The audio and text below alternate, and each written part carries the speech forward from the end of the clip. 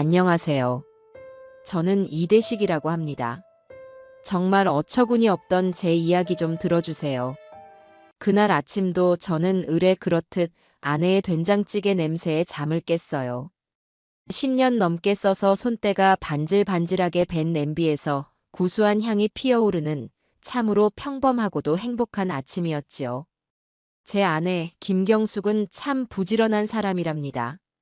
이른이 넘은 나이에도 새벽같이 일어나 당신의 남편인 저를 위해 그리고 하나뿐인 아들 내외를 위해 아침을 준비하는 것으로 하루를 시작했으니까요.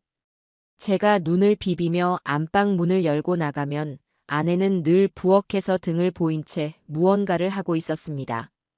달그락거리는 그릇 소리, 보글보글 끓어오르는 찌개 소리는 제 인생을 채워온 가장 평화로운 배경음이었어요. 일어났어요, 여보. 혈압약부터 드세요. 내가 물 떠다 놨어요. 저를 돌아보지도 않고 말하는 목소리에는 다정한 기운이 가득했습니다. 식탁 위에는 따뜻한 물 한 잔과 제 혈압약이 가지런히 놓여 있었지요. 저도 이제 이른이지만 아내 앞에만 서면 늘 챙김을 받는 어린애가 되는 기분이었어요. 그것이 싫지 않았습니다. 아니, 오히려 좋았지요. 이 세상에 나를 이렇게까지 챙겨주는 사람이 있다는 사실이 얼마나 든든한지 모릅니다. 알았어. 당신도 무릎 약 먹었어? 어제 보니까 계단 내려갈 때 좀 힘들어 보이던데. 제 말에 아내가 찌개를 젓던 국자를 내려놓고 저를 돌아보며 웃었어요. 세월의 흔적이 내려앉은 얼굴이었지만 제 눈에는 여전히 고운 사람이었습니다. 잔주름이 자글자글한 눈가에 담긴 온화한 미소는 지난 40년의 세월 동안 저를 지탱해준 가장 큰 힘이었지요. 내 걱정은 마요. 당신 건강이나 잘 챙겨요. 내가 없으면 누가 당신을 챙기겠어요. 아내는 그렇게 말하며 다시 찌개를 젓기 시작했습니다. 저는 그런 아내의 뒷모습을 잠시 바라보다가 식탁에 앉아 약을 입에 털어 넣었습니다. 아내가 끓인 된장찌개는 언제나 똑같은 맛을 냈어요. 너무 짜지도 너무 싱겁지도 않은 구수하면서도 깊은 맛. 젊은 시절 장모님이 끓여주시던 바로 그 맛을 아내가 신기할 정도로 똑같이 재현해내곤 했지요. 아들 용규와 며느리 지연이도 어머니의 된장찌개가 세상에서 제일 맛있다며 늘 엄지를 치켜 세우곤 했습니다. 지연이는 아직 안 일어났나? 피곤한가 보죠. 젊을 땐 잠이 보약이에요. 용규도 어제 늦게까지 일하는 것 같던데 더 잘하고 둬요. 이따가 일어나면 차려주면 되죠. 아내는 며느리에게도 참 다정한 시어머니였습니다. 요즘 세상에 저런 시어머니가 어디 있냐는 소리를 동네 사람들에게 종종 듣곤 했어요. 아내는 그저 웃으며 다 내 자식인데 예쁘지, 뭐가 힘들어요라고 말하곤 했지요. 저는 그런 아내의 어진 마음을 존경했습니다. 아침상이 차려지고 저희 두 사람은 마주 앉아 조용히 식사를 시작했습니다. 갓 지은 쌀밥에 된장찌개, 그리고 소박한 밑반찬 몇 가지. 진수성찬은 아니었지만 제게는 세상 그 어떤 음식보다 값진 식탁이었어요. 아내가 제 밥그릇 위에 잘 구워진 조기 한 점을 올려주었습니다. 많이 먹고 오늘 친구들 만난다면서 힘내서 다녀와요. 알았어. 당신이야말로 오늘 동생 집에 간다면서. 너무 무리하지는 말고. 네 몸부터 챙겨야지. 제 말에 아내의 얼굴에 잠깐 걱정스러운 빛이 스쳤습니다. 아내에게는 똑같이 생긴 쌍둥이 동생, 경자가 있었습니다. 젊었을 때부터 몸이 약하고 팔자가 사나워 아내는 늘 동생 걱정을 입에 달고 살았지요. 남편과 일찍 사별하고 홀로 지내는 처제가 안쓰럽다며 아내는 일주일에 한두 번씩은 꼭 처제 집에 들러 반찬이며 살림을 돌봐주고 오곤 했습니다. 어떨 때는 하룻밤을 꼬박 묵고 오기도 했지요. 저는 그런 아내의 우애 깊은 마음에 반대 한 번 한 적이 없었습니다. 오히려 힘들게 오가는 아내를 위해 처제의 집 근처까지 차를 태워다 주기도 했고요. 경자가 어제 전화했는데 몸이 영 안 좋은가 봐요. 김치도 다 떨어졌다 하고. 가서 김장 김치 좀 꺼내주고 밑반찬도 몇 가지 만들어주고 와야 마음이 편할 것 같아요. 오늘은 가서 자고 내일 아침에 올게요. 그래, 알았어. 가서 동생하고 맛있는 것도 사 먹고 그래. 여기 돈 있어. 제가 주머니에서 지갑을 꺼내 5만 원짜리 몇 장을 꺼내 건네자 아내는 손사래를 쳤습니다. 됐어요. 나 돈 있어요. 당신이나 친구들 만나서 맛있는 거 사드세요. 됐다고 하지 말고 받아. 자네 동생 좋아하는 과일이라도 사가. 얼른. 제 고집에 아내는 못 이기는 척 웃으며 돈을 받아 주머니에 넣었습니다. 그런 소소한 실랑이마저도 행복이었던 시절이었지요. 식사를 마치고 아내는 외출 준비를 시작했습니다. 처제에게 가져다 줄 반찬통을 가방에 챙겨 넣고 며느리와 아들이 먹을 저녁거리를 냉장고에 넣어두며 몇 번이고 제게 설명을 해주었습니다.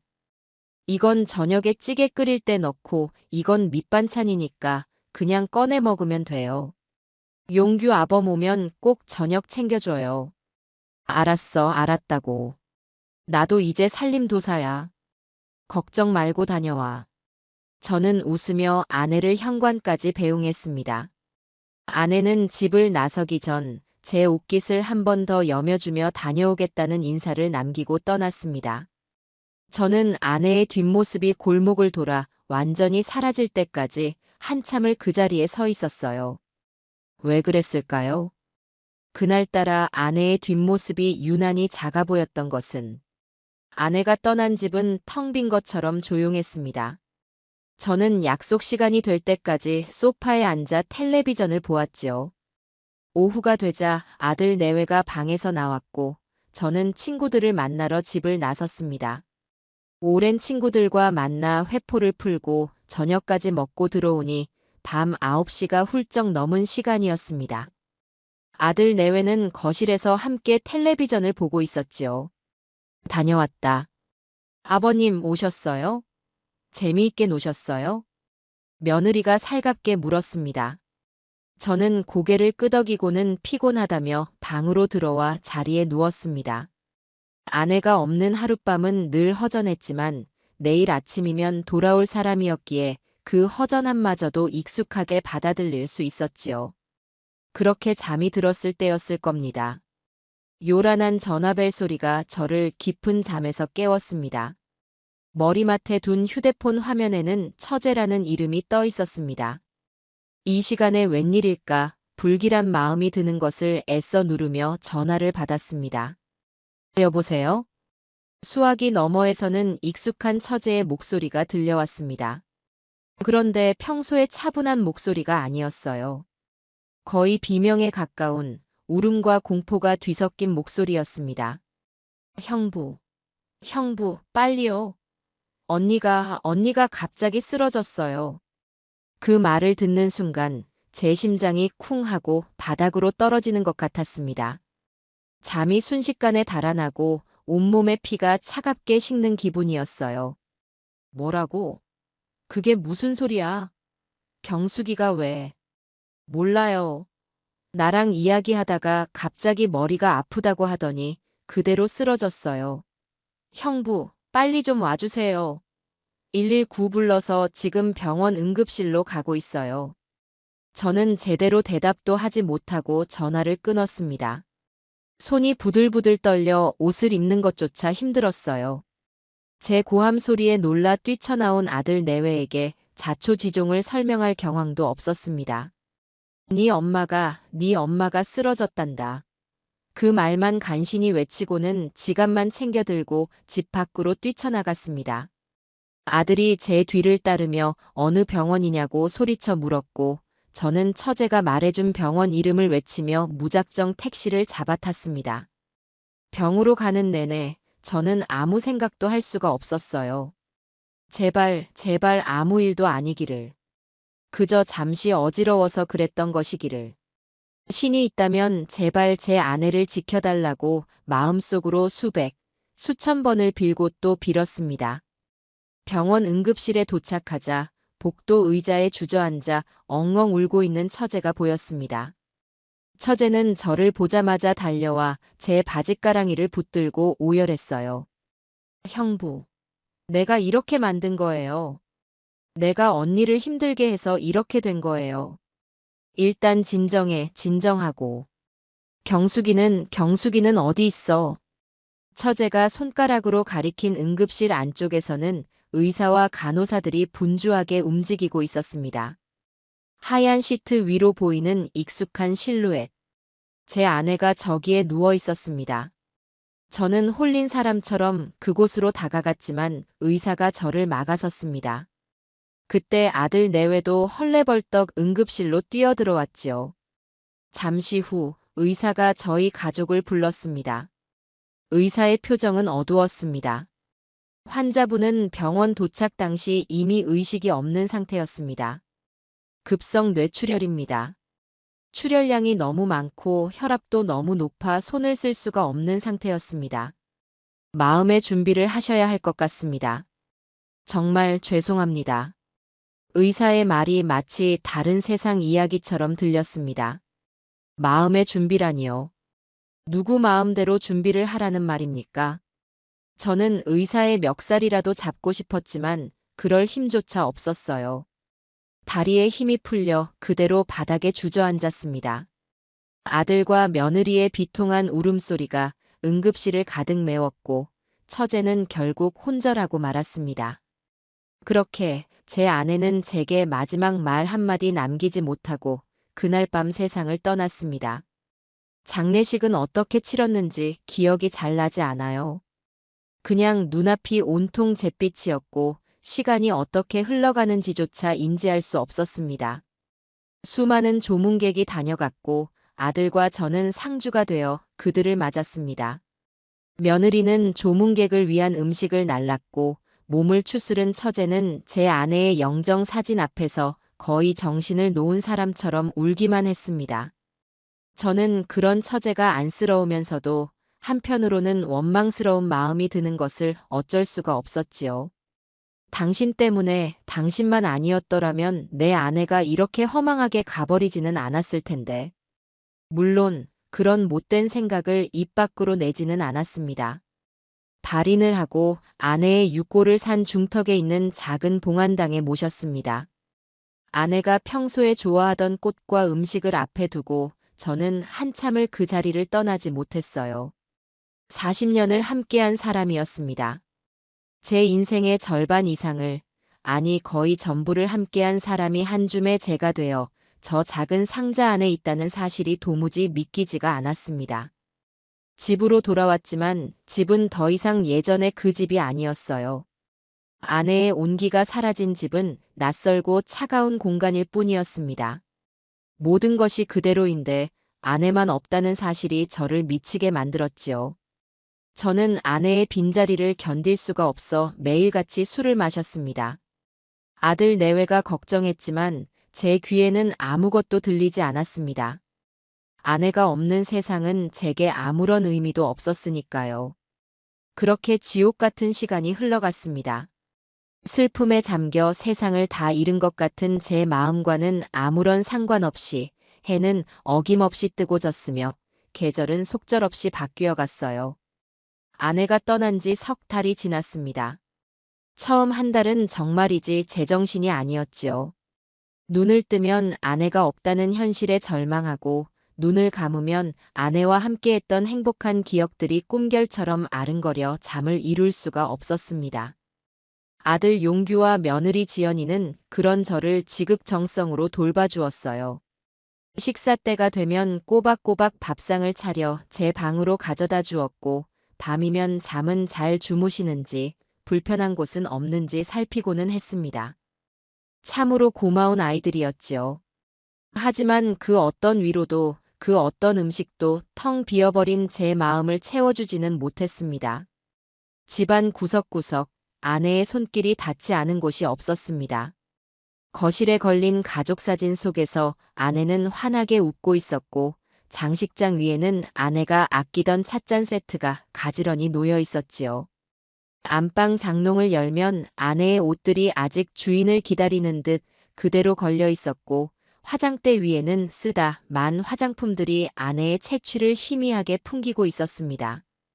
그 모든 것들이 살아있는 흉기가 되어 제 심장을 찌르는 것만 같았어요. 저는 결국 아내의 흔적을 견디지 못하고 아들 내외에게 아내의 유품을 정리해달라고 부탁했습니다. 며느리는 제 마음을 아는지 눈물을 글썽이며 고개를 끄덕였지요. 아버님, 너무 힘드시면 저희가 알아서 할게요. 아버님은 아무것도 신경 쓰지 마시고 기운만 차리세요. 며칠에 걸쳐 며느리와 아들은 아내의 물건들을 정리했습니다. 저는 그 모습을 참아 볼 수가 없어 방 안에 틀어박혀 있었습니다. 이따금씩 들려오는 훌쩍이는 소리와 상자를 옮기는 소리에 제 가슴은 몇 번이고 무너져 내렸지요. 정리가 끝난 집은 한결 넓어진 것 같았지만 그만큼 더 텅 비고 황량하게 느껴졌습니다. 아내가 이 세상에 존재했다는 증거들이 하나둘씩 사라져가는 것만 같아 두려웠어요. 그러던 어느 날 저녁이었습니다. 며느리가 정성껏 차린 저녁상을 받았지만 숟가락을 들기가 힘들었어요. 입맛이 없다는 핑계로 또 상을 물릴까 하는데 찌개 냄새가 코끝을 스쳤습니다. 며느리가 끓인 김치찌개였지요. 맛이 없는 것은 아니었지만 문득 아내가 끓여주던 구수한 된장찌개가 미치도록 먹고 싶어졌습니다. 투박한 뚝배기에 보글보글 끓여내던 진한 멸치 육수 냄새가 나는 바로 그 된장찌개 말입니다. 아내의 된장찌개는 특별했습니다. 장모님께 직접 배워 수십 년을 끓여온 그 찌개는 단순히 맛있는 음식을 넘어 제 인생의 허기와 고단함을 달래주던 위로와도 같은 것이었지요. 기쁜 날에는 축하의 음식으로, 슬픈 날에는 따뜻한 위로로 늘 우리 가족의 식탁을 지켜주었습니다. 그 맛이 너무나도 그리워지자 걷잡을 수 없는 슬픔이 다시 저를 덮쳤습니다. 저는 결국 숟가락을 내려놓고 소리 없이 눈물을 흘렸습니다. 제 앞에 놓인 그 어떤 진수성찬도 아내의 된장찌개 한 그릇만 못하다는 생각이 들었어요. 그날 밤 저는 잠을 이루지 못하고 뜬 눈으로 밤을 새웠습니다. 아내와 함께했던 지난 날들이 영화처럼 머릿속을 스쳐 지나갔습니다. 젊은 시절 단칸방에서 신혼살림을 시작했을 때 돈이 없어 고기 반찬 하나 없이 된장찌개 하나에 밥을 비벼 먹으면서도 우리는 행복했었지요. 이 찌개만 있으면 다른 반찬 아무것도 필요 없다며 엄지를 치켜 세우면 아내는 수줍게 웃으며 제 밥그릇에 찌개를 듬뿍 퍼주곤 했습니다. 아들 용규가 태어나고 저희는 더 넓은 집으로 이사를 갔습니다. 용규가 아장아장 걸음마를 떼고 처음으로 엄마 다음으로 배운 말이 찌개였을 정도로 우리 아들도 그 맛을 좋아했지요. 기억은 꼬리에 꼬리를 물고 이어졌습니다. 아들의 입학식 날, 졸업식 날, 군대에 가던 날, 그리고 결혼하던 날까지. 우리 가족의 모든 중요한 순간에는 늘 아내의 된장찌개가 함께했습니다. 그 찌개는 단순한 음식이 아니라 우리 가족의 역사 그 자체였던 겁니다. 이제는 다시는 그 맛을 볼 수 없다는 사실이 저를 절망하게 만들었습니다. 아, 내가 다시 한번 그 찌개를 먹을 수만 있다면 여한이 없을 텐데. 그런 부질없는 생각을 하며 뒤척이는데 문득 한 사람이 떠올랐습니다. 아내의 쌍둥이 동생, 경자였습니다. 처제는 아내와 얼굴만 닮은 것이 아니라 손맛까지도 꼭 닮아 있었습니다. 젊었을 때 처갓집에 가면 장모님과 두 자매가 함께 부엌에서 음식을 만들곤 했는데 누가 만들었는지 구분할 수 없을 정도로 맛이 비슷했지요. 아내가 죽고 나서 처제는 큰 충격을 받아 거의 사람을 만나지 않고 지냈습니다. 장례식 때 혼절한 이후로 저 역시 처제를 보면 아내가 떠올라 더 힘들 것 같아 애써 연락을 피하고 있었지요. 하지만 된장찌개에 대한 그리움이 너무나도 커지자 다른 모든 생각은 뒷전으로 밀려났습니다. 그래, 처제라면 언니의 맛을 기억하고 있을 거야. 그 맛을 다시 한번 느끼게 해줄 수 있을 거야. 그 생각이 들자 저는 더 이상 망설일 수가 없었습니다. 날이 밝으면 당장 처제에게 가봐야겠다고 결심했어요. 다음 날 아침, 저는 외출 준비를 서둘렀습니다. 제 기척에 잠이 깬 며느리가 어디 가시냐고 물었습니다. 응, 바람 좀 쐬고 오려고. 답답해서. 어디 가시는데요? 제가 모셔다 드릴까요? 아니다. 그냥 혼자 좀 걷고 싶어서 그래. 점심은 밖에서 먹고 들어올 테니 너희들끼리 챙겨 먹어라. 저는 처제 집에 간다는 말을 차마 할 수가 없었습니다. 아내가 죽은 지 얼마 되지도 않아 아내가 그토록 챙기던 동생을 제가 찾아간다는 것이 어쩐지 아내에게 미안한 마음이 들었기 때문이었지요. 아들 내외를 적당히 둘러대고 집을 나섰습니다. 처제의 집은 우리 집에서 버스로 1시간 정도 걸리는 거리에 있었습니다. 버스 창밖으로 스쳐 지나가는 풍경을 보며 저는 아내와 처제에 대한 생각에 잠겼습니다. 똑같이 생겼지만 두 사람의 인생은 참으로 달랐습니다.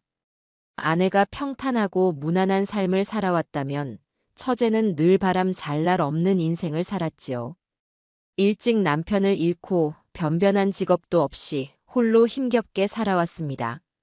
그래서 아내는 늘 동생을 가엾게 여겼고 자신의 것을 나누어 주지 못해 안달이 나 있었지요. 그런 아내의 마음을 알기에 저 또한 처제를 내 동생처럼 여기며 챙겨주곤 했습니다. 버스에서 내려 처제의 집으로 향하는 골목길을 걸었습니다. 익숙한 길이었습니다.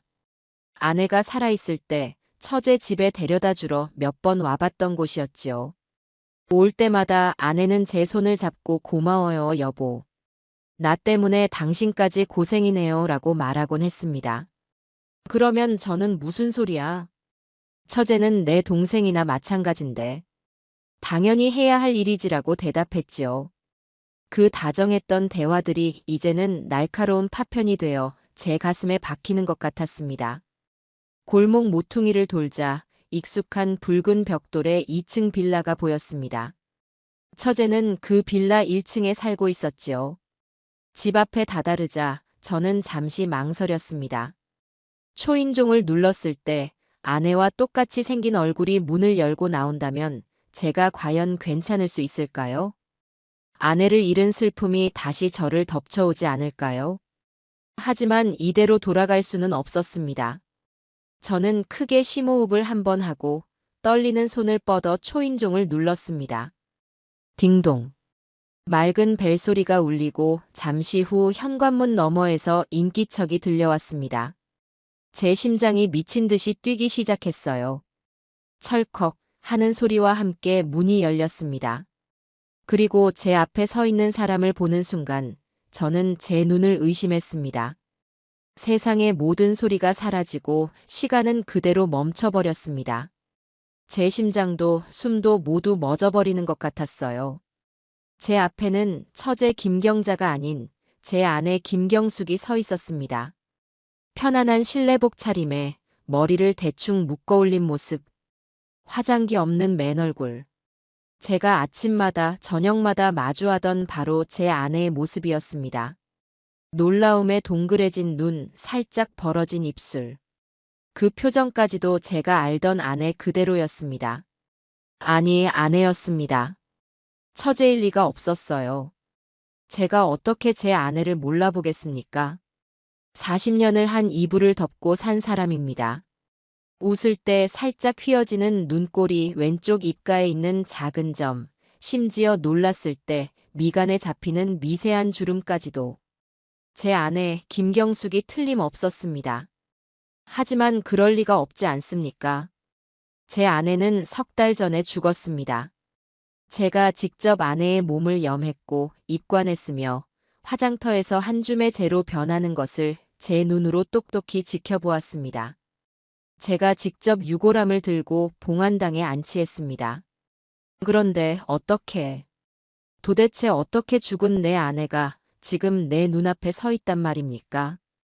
혹시 내가 너무 아내를 그리워한 나머지 헛것을 보는 것인가? 아니면 이것이 꿈인가? 저는 제 볼을 3개 꼬집어 보았습니다. 아팠습니다. 꿈이 아니었습니다. 제 앞에 서 있는 아내의 얼굴에 당혹감이 스쳐 지나갔습니다. 그녀는 저를 보자마자 마치 귀신이라도 본 사람처럼 얼굴이 새하얗게 질렸습니다. 그리고는 무언가 말을 하려는 듯 입술을 달싹이다가 황급히 문을 닫으려고 했습니다. 그 순간 저는 현실로 돌아왔습니다. 잠깐. 저는 거의 반사적으로 손을 뻗어 닫히는 문을 잡았습니다. 문틈으로 보이는 아내의 눈이 공포로 흔들리고 있었어요. 저는 온몸이 부들부들 떨리는 것을 느꼈습니다. 머릿속이 터져버릴 것 같았고 심장은 갈비뼈를 부수고 튀어나올 것처럼 격렬하게 뛰었습니다. 이 상황을 도저히 이해할 수가 없었습니다. 혼란과 충격, 공포와 그리움이 뒤섞인 감정이 제 안에서 폭풍처럼 휘몰아쳤습니다. 그리고 그 모든 감정을 뚫고 단 하나의 질문이 목구멍까지 차올랐습니다. 저는 떨리는 손가락으로 제 아내를 가리키며 제 목소리가 아닌 것 같은 목소리로 외쳤습니다. 당신이 왜 여기 있어? 그 말을 내뱉는 순간 저는 저도 모르게 제 손으로 제 입을 틀어막았습니다. 믿을 수 없는 현실 앞에서 제 이성은 완전히 마비되어 버렸습니다. 분명히 내 손으로 묻었던 아내가 버젓이 살아 내 눈앞에 서 있었습니다. 제 고함 소리에 아내의 얼굴이 하얗게 질렸습니다. 그녀는 마치 세상에서 가장 무서운 것을 본 사람처럼 공포에 질린 눈으로 저를 바라보며 뒷걸음질 쳤어요. 닫히려던 문을 온 힘으로 밀치고 집 안으로 들어섰습니다. 제정신이 아니었지요. 지금 제 눈앞에서 벌어지고 있는 일이 현실인지 아니면 제가 미쳐버린 것인지 그것부터 확인해야 했습니다. 비틀거리며 한 발짝 집 안으로 들어서는 순간 아내는 거의 비명을 지르며 저를 막아서려고 했습니다. 안 돼요. 들어오지 마요. 하지만 이미 늦었습니다. 저는 아내의 어깨를 밀치고 거실 안쪽을 보았습니다. 그리고 그곳에 있는 광경에 저는 다시 한번 숨을 들이켜야만 했습니다. 거실 소파에는 웬 낯선 남자가 편안한 자세로 앉아 텔레비전을 보고 있었습니다. 남자는 갑작스러운 소란에 놀라 고개를 돌려 저를 쳐다보았지요. 처음 보는 얼굴이 아니었습니다. 어디서 봤더라. 기억을 더듬던 제 머릿속에 희미한 기억 하나가 섬광처럼 스쳐 지나갔습니다. 맞습니다. 처제 집 바로 앞 골목에 있는 작은 슈퍼마켓. 그곳 계산대에 늘 앉아있던 사장이었습니다. 아내가 살아있을 때 처제 집에 데려다 주러 왔다가 몇 번 얼굴을 본 적이 있었지요. 그저 평범한 동네 슈퍼 사장이라고만 생각했는데 그 남자가 왜 이 시간에 제 처제의 집에 제 아내와 함께 있단 말입니까? 남자는 저를 보더니 당황한 기색이 역력한 얼굴로 자리에서 벌떡 일어났습니다. 아내는 이제 모든 것을 포기했다는 듯 창백한 얼굴로 바닥만 내려다보고 있었어요.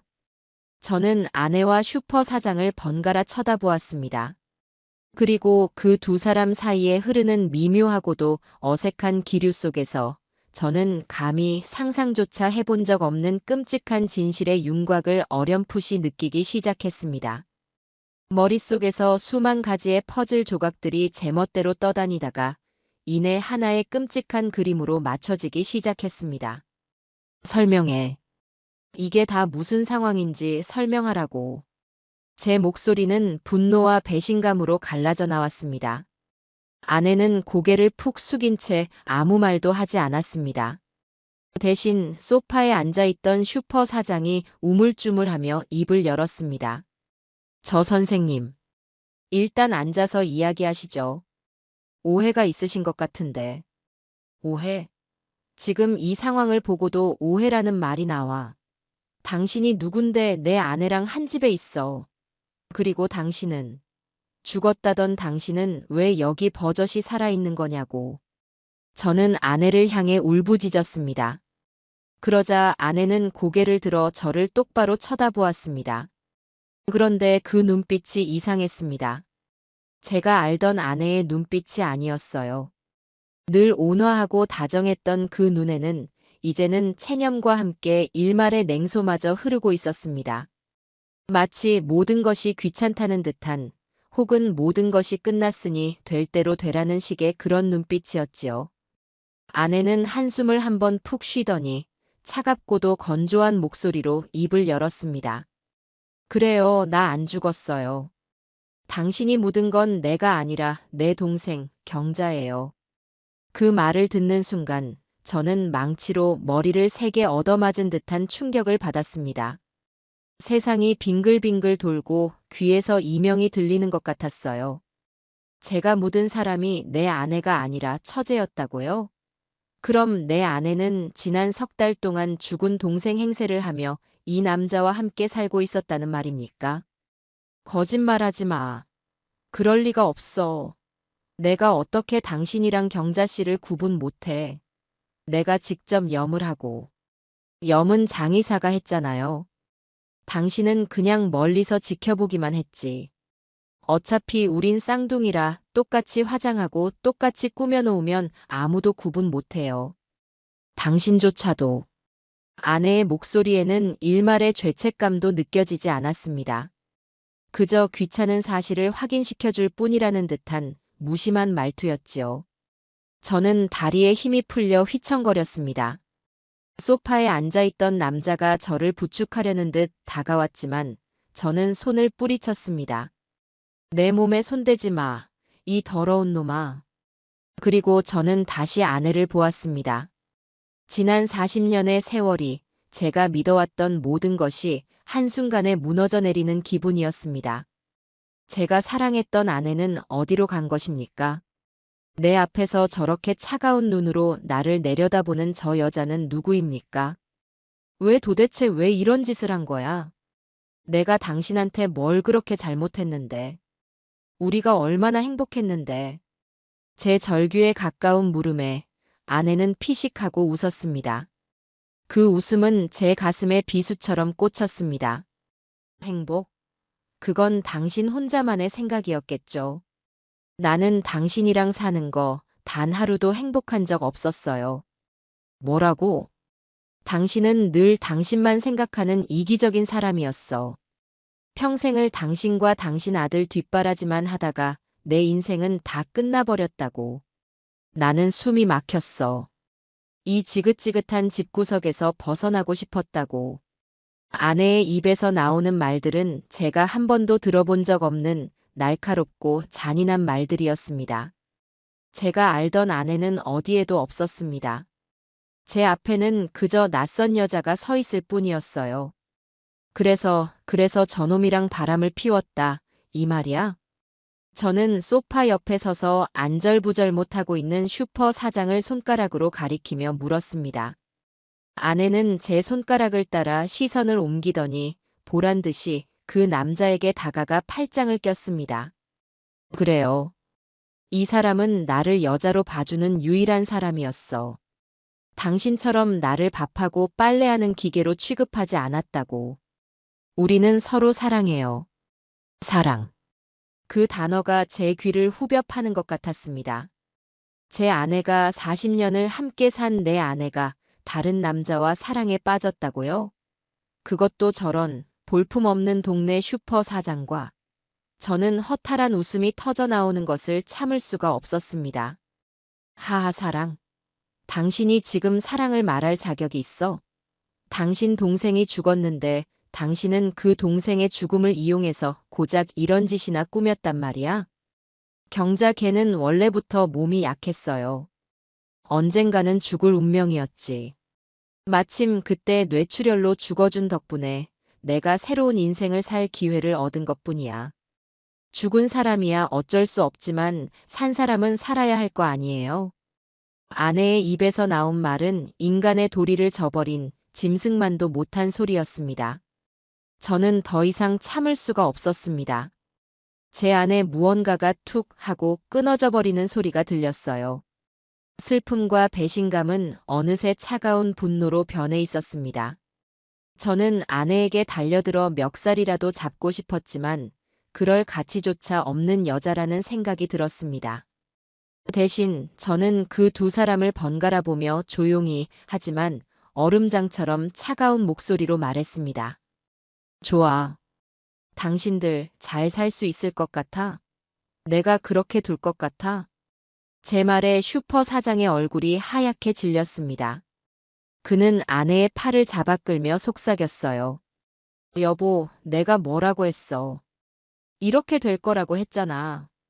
그냥 사실대로 다 말씀드리고 용서를 빌자고 했잖아. 그러자 아내는 남자의 팔을 뿌리치며 날카롭게 쏘아붙였습니다. 시끄러워. 뭐가 무서워서 벌벌 떨어. 이 영감탱이가 뭘 어쩔 수 있는데. 법적으로 나는 이미 죽은 사람이야. 증거도 아무것도 없어. 그리고 아내는 다시 저를 보며 비웃었습니다. 그래요. 가서 경찰에 신고라도 해보시지. 죽은 사람이 살아 돌아왔다고 하면 누가 당신 말을 믿어줄 것 같아요? 다들 당신이 늙어서 노망이 났다고 할걸. 당신 아들 용규조차도 그렇게 생각할걸. 그 순간 저는 깨달았습니다. 아내가 이 모든 일을 그냥 우발적으로 저지른 것이 아니라는 것을요. 모든 것을 치밀하게 계획하고 계산한 것이었습니다. 자신의 쌍둥이 동생의 죽음마저도 자신의 새로운 인생을 위한 발판으로 삼을 만큼 잔인하고 영악한 여자였던 겁니다. 지난 40년간 저는 이런 악마와 함께 살을 맞대고 살아왔던 것입니다. 소름이 끼쳤습니다. 온몸에 닭살이 돋고 속에서부터 구역질이 치밀어 올랐습니다. 저는 더 이상 그곳에 서 있을 수가 없었어요. 그 두 사람과 같은 공간에서 숨 쉬는 것조차 역겨웠습니다. 저는 아무 말 없이 몸을 돌려 그 집을 나왔습니다. 뒤에서 아내가 뭐라고 소리치는 것 같았지만 제 귀에는 들리지 않았습니다. 집 밖으로 나오자 차가운 겨울바람이 제 뺨을 스쳤습니다. 하지만 제 마음속에 휘몰아치는 분노의 폭풍보다 더 차갑지는 않았습니다. 어떻게 집까지 돌아왔는지 기억이 나지 않습니다. 정신을 차려보니 저는 텅 빈 거실 소파에 멍하니 앉아 있었습니다. 해가 지고 어둠이 내렸지만 불을 켤 생각도 하지 못했어요. 아내가 없는, 아니, 처음부터 내 아내였던 적이 없는 그 여자가 사라진 집은 마치 무덤처럼 고요하고 차가웠습니다. 저는 소파에 앉아 제가 지금까지 살아온 인생을 송두리째 부정당한 그 기막힌 현실을 곱씹고 또 곱씹었습니다. 행복했던 기억들, 다정했던 아내의 미소, 그 모든 것이 이제는 역겨운 위선과 거짓으로밖에 느껴지지 않았습니다. 저는 배신당했습니다. 제 인생 전부를 걸고 사랑했던 여자에게, 그리고 제 인생 자체에게 철저하게 배신당한 것입니다. 그때 현관문이 열리고 아들 내외가 들어왔습니다. 장을 보고 오는 길인지 두 사람의 손에는 장바구니가 들려 있었지요. 저를 발견한 며느리가 걱정스러운 목소리로 물었습니다. 아버님, 왜 불도 안 켜고 여기 앉아 계세요? 어디 편찮으세요? 저는 아무 대답도 하지 않았습니다. 아니, 할 수가 없었어요. 지금 제 머릿속은 오직 한 가지 생각으로 가득 차 있었습니다. 저 아이들은 내 아들 용규와 며느리 지연이는 이 사실을 알고 있었을까? 혹시 저 아이들마저도 저를 속인 공범은 아닐까? 상상하고 싶지 않았지만 아내가 마지막에 내뱉었던 말이 독처럼 제 머릿속에 퍼져나가고 있었습니다. 당신 아들 용규조차도 그렇게 생각할걸? 그 말의 의미는 무엇이었을까요? 그날 밤 저는 한숨도 자지 못했습니다. 안방 침대에 누웠지만 그곳은 더 이상 편안한 안식처가 아니었어요. 바로 옆자리에서 수십 년간 잠들어 있던 여자가 사실은 나를 기만하고 다른 남자를 품어온 악마였다는 사실이 저를 끊임없이 괴롭혔습니다. 눈을 감으면 아니 그 여자의 차가운 눈빛과 비웃음이 떠올랐고 귀를 막아도 나는 당신과 사는 게 행복한 적 없었다는 잔인한 목소리가 환청처럼 들려왔습니다. 분노와 배신감에 온몸이 떨렸고 심장이 터져버릴 것만 같았어요. 당장이라도 다시 그 집으로 달려가 두 연놈의 머리채를 잡고 길바닥에 끌어내고 싶은 충동이 몇 번이고 치밀어 올랐습니다. 하지만 그럴 수는 없었습니다. 그 여자의 마지막 말이 제 이성을 붙들고 있었기 때문입니다. 법적으로 나는 이미 죽은 사람이야. 증거도 아무것도 없어. 그래요. 그 여자의 말대로였습니다. 감정적으로 날뛰어봤자 저만 늙고 병든 노망난 늙은이 취급을 받을 것이 뻔했습니다. 지금 저에게 필요한 것은 분노의 표출이 아니라 차가운 이성과 치밀한 계획이었습니다. 저는 어둠 속에서 눈을 뜬 채 밤새도록 생각하고 또 생각했습니다. 그리고 동이 트기 시작할 무렵 저는 마침내 결심을 굳혔습니다. 복수. 내 인생을 송두리째 짓밟은 저들을 내 손으로 직접 심판하리라. 그리고 그 복수는 저들이 가장 행복하고 방심한 순간에 가장 잔인하고 철저한 방법으로 이루어져야만 했습니다. 그러기 위해서 저는 제 자신부터 바꿔야 했습니다. 지금까지의 이대식은 잊어야 했습니다. 다정했던 남편, 인자했던 아버지는 이제 죽었습니다. 지금부터 저는 아내의 죽음으로 인한 충격에서 헤어나오지 못해 정신이 오락가락하는 병들고 무기력한 늙은이가 되어야만 했습니다. 그것이 저들을 안심시키고 방심하게 만들 유일한 방법이었으니까요.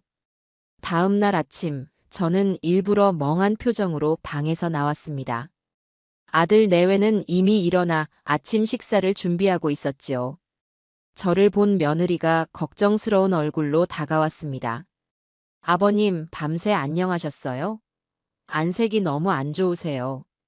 저는 초점 없는 눈으로 며느리를 잠시 바라보다가 힘없이 소파에 주저앉았습니다. 꿈에 네 엄마가 나왔다. 자꾸 나보고 같이 가자고 하더구나. 제 말에 아들 용규와 며느리 지연이의 얼굴에 걱정스러운 빛이 역력해졌습니다. 두 사람은 서로 눈빛을 교환하더니 제 곁으로 다가와 앉았어요. 아버지, 그건 그냥 꿈이에요. 어머니가 보고 싶어서 그러시는 거예요. 기운 내셔야죠. 아들의 목소리는 진심으로 저를 걱정하는 것처럼 들렸습니다. 하지만 저는 더 이상 저 아이들을 믿을 수가 없었습니다. 저는 속으로 냉소를 삼키며 더 깊은 절망에 빠진 연기를 계속했습니다. 저는 식사도 거부하고 하루 종일 소파에 멍하니 앉아 있거나 방 안에 틀어박혀 나오지 않았습니다. 가끔 혼잣말을 중얼거리기도 하고 허공을 보며 아내의 이름을 부르기도 했지요. 아들 내외는 그런 저를 보며 점점 더 걱정하기 시작했습니다. 아마 속으로는 이제 정말 노망이 드셨구나라고 생각하며 혀를 찼을지도 모를 일입니다. 하지만 상관없었습니다. 저들이 저를 그렇게 믿어주기만 한다면 제 계획은 절반은 성공한 셈이니까요. 그렇게 며칠 동안 완벽하게 무기력한 늙은이 연기를 한 뒤 저는 계획의 첫 단계를 실행에 옮기기로 했습니다. 제게는 젊은 시절부터 아주 가깝게 지내온 친구가 하나 있습니다. 지금은 은퇴했지만 한때는 아주 유능한 변호사였던 친구지요. 저는 아들 내외가 모두 집을 비운 틈을 타 몰래 그 친구에게 전화를 걸었습니다. 몇 번의 신호음 끝에 친구가 전화를 받았습니다. 여보게, 나 대식일세. 대식아. 이게 얼마만이냐? 자네 괜찮은가? 집사람한테 얘기 듣고 얼마나 놀랐는지 몰라. 내가 바로 찾아가 봤어야 했는데 그러지 못해서 미안하네. 친구의 목소리는 예전 그대로였습니다. 저는 그 목소리를 듣는 순간 저도 모르게 눈물이 핑 도는 것을 느꼈습니다. 이 세상에 아직 내 편이 남아있다는 사실이 얼마나 큰 위안이 되었는지 모릅니다. 아닐세, 와주지 않은 게 오히려 다행이야. 자네에게 내가 할 말이 있네. 아주 길고 믿기 힘든 이야기가 될 걸세. 저는 수화기를 붙들고 지난 며칠간 제가 겪었던 기막힌 일들을 모두 털어놓았습니다. 죽은 줄 알았던 아내가 살아있었다는 사실부터 그녀의 불륜과 사기극, 그리고 저를 기만했던 모든 일들까지. 제 이야기를 듣는 동안 친구는 아무 말 없이 잠자코 들어주었습니다. 제가 모든 이야기를 마치자 친구는 한동안 침묵을 지켰습니다. 그리고 이내 깊은 한숨과 함께 입을 열었습니다. 이런 말도 안 되는 일이. 자네 정말 괜찮은 건가? 괜찮지 않네. 하지만 무너질 수는 없어. 내가 저것들을 내 손으로 직접 처단하기 전까지는. 제 목소리에 담긴 서늘한 분노를 느꼈는지 친구는 더 이상 저를 위로하려 들지 않았습니다. 대신 변호사로서의 냉철한 목소리로 말했지요. 알겠네. 자네가 그렇게 마음을 먹었다면 내가 도와주겠네. 일단 가장 중요한 것은 증거야. 자네의 말만으로는 아무것도 증명할 수가 없어. 그 여자와 상간남의 관계를 입증할 수 있는 명백한 증거, 그리고 그 여자가 살아있다는 것을 증명할 증거가 필요하네. 어떻게 하면 되겠나? 우선 두 사람이 함께 있는 장면이 담긴 영상이나 사진을 확보해야 해. 자네 말로는 그 남자가 처제 집 앞 슈퍼 사장이라고 했지? 그럼 그 주변에 CCTV가 있을 걸세. 그걸 확보하는 게 가장 중요해. 그리고 그 여자가 김경숙으로 살고 있다는 증거도 필요하지. 예를 들면 어딘가에서 자기 이름으로 서명을 하거나 물건을 사는 장면 같은 것들 말일세. 이건 쉽지 않을 거야. 그 여자도 자기가 죽은 사람으로 되어 있다는 걸 알고 있으니 아주 조심스럽게 행동할 테니까. 친구의 조언은 명쾌했습니다. 저는 그날부터 본격적으로 증거 수집에 나섰습니다. 아들 내외의 눈을 피해 집 밖으로 나가는 것은 쉽지 않았지만 저는 바람이라도 쐬지 않으면 답답해서 미쳐버릴 것 같다는 핑계로 하루에 한두 시간씩 외출 시간을 확보했습니다. 그리고는 곧장 처제가 살던, 아니, 이제는 내 아내였던 그 여자와 상간남이 살고 있는 동네로 향했습니다. 저는 모자와 마스크로 얼굴을 가리고 두 사람의 집이 보이는 골목 어귀에 숨어 그들을 감시하기 시작했습니다. 며칠을 잠복한 끝에 마침내 두 사람이 함께 집 밖으로 나오는 모습을 포착할 수 있었습니다. 두 사람은 주위 시선을 전혀 의식하지 않고 다정하게 팔짱을 낀 채 슈퍼마켓으로 향했습니다. 저는 떨리는 손으로 휴대폰을 꺼내 그 모습을 동영상으로 촬영했습니다. 렌즈 너머로 보이는 두 사람의 행복한 모습에 제 속은 다시 한번 분노로 들끓었지요. CCTV를 확보하는 것은 더 어려운 일이었습니다. 슈퍼마켓은 상간남의 가게였으니 제가 직접 들어가 영상을 요구할 수는 없는 노릇이었습니다. 저는 친구의 조언에 따라 심부름센터에 의뢰하여 전문가의 도움을 받기로 했습니다. 그리고 며칠 후 심부름센터 직원에게서 연락이 왔습니다. 슈퍼마켓 주변 상가와 골목길에 설치된 CCTV 영상을 모두 확보했다는 것이었습니다. 영상에는 지난 몇 달간 두 사람이 연인처럼 함께 가게를 드나들고 밤늦게 함께 집으로 들어가는 모습이 고스란히 담겨 있었지요. 불륜의 증거는 확보했습니다. 이제 남은 것은 그 여자가 살아있다는 결정적인 증거와 또 다른 공범의 존재를 밝혀내는 것이었습니다. 저는 그 여자의 금융거래 내역을 확인해 보기로 했습니다. 혹시라도 자신의 명의로 된 카드를 사용하거나 은행 거래를 했을지도 모른다는 생각이 들었기 때문입니다. 하지만 이미 사망 신고가 된 사람의 금융 정보를 제가 조회할 방법은 없었습니다. 그때 친구가 한 가지 방법을 제안했습니다. 그 여자의 사망 보험금은 어떻게 되었나? 혹시 자네가 수령했나? 친구의 말에 저는 정신이 번쩍 들었습니다. 그렇습니다. 아니 그 여자의 이름으로 들어놓은 사망 보험이 있었습니다. 장례를 치르고 경황이 없어 잊고 있었는데 분명 상당한 액수의 보험금이 있었지요. 만약 그 보험금이 지급되었다면 그 돈이 어디로 갔는지 추적해 볼 수 있을 것이었습니다.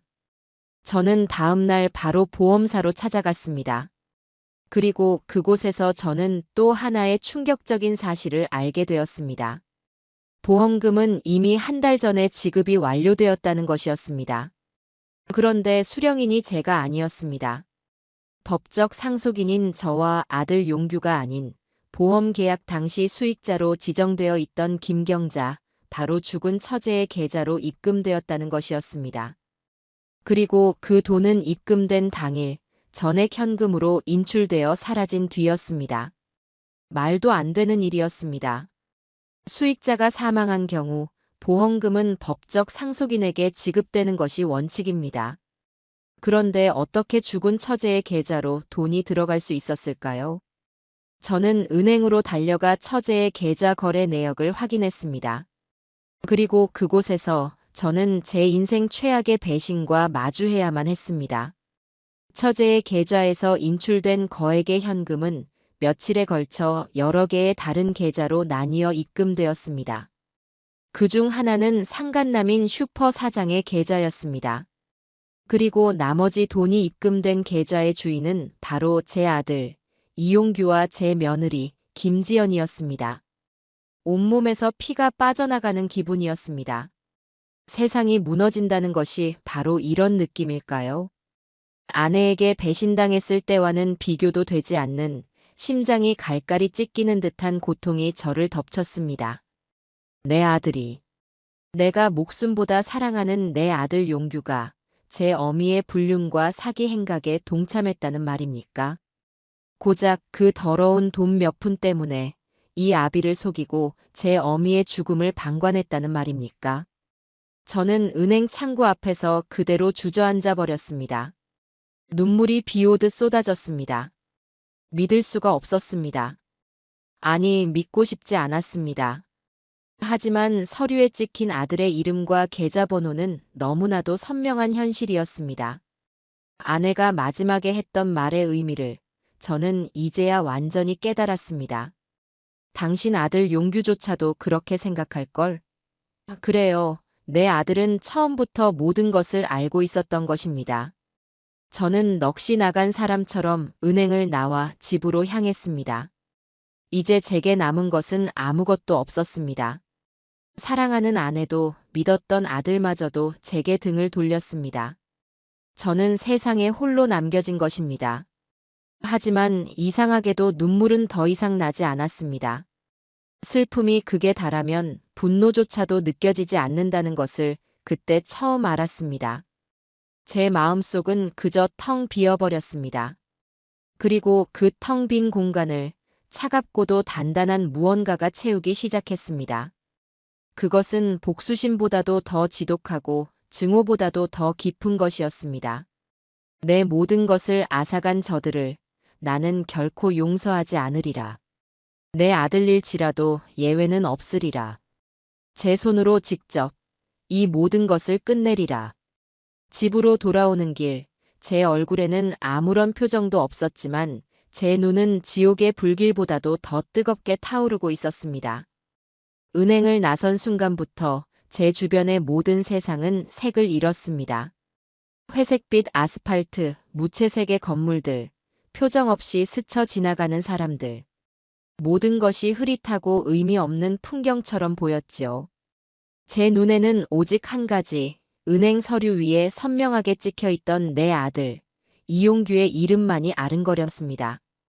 아내였던 그 여자의 배신은 제 심장을 도려냈지만 아들의 배신은 그 위에 소금을 뿌리고 불을 지르는 것과 같았어요.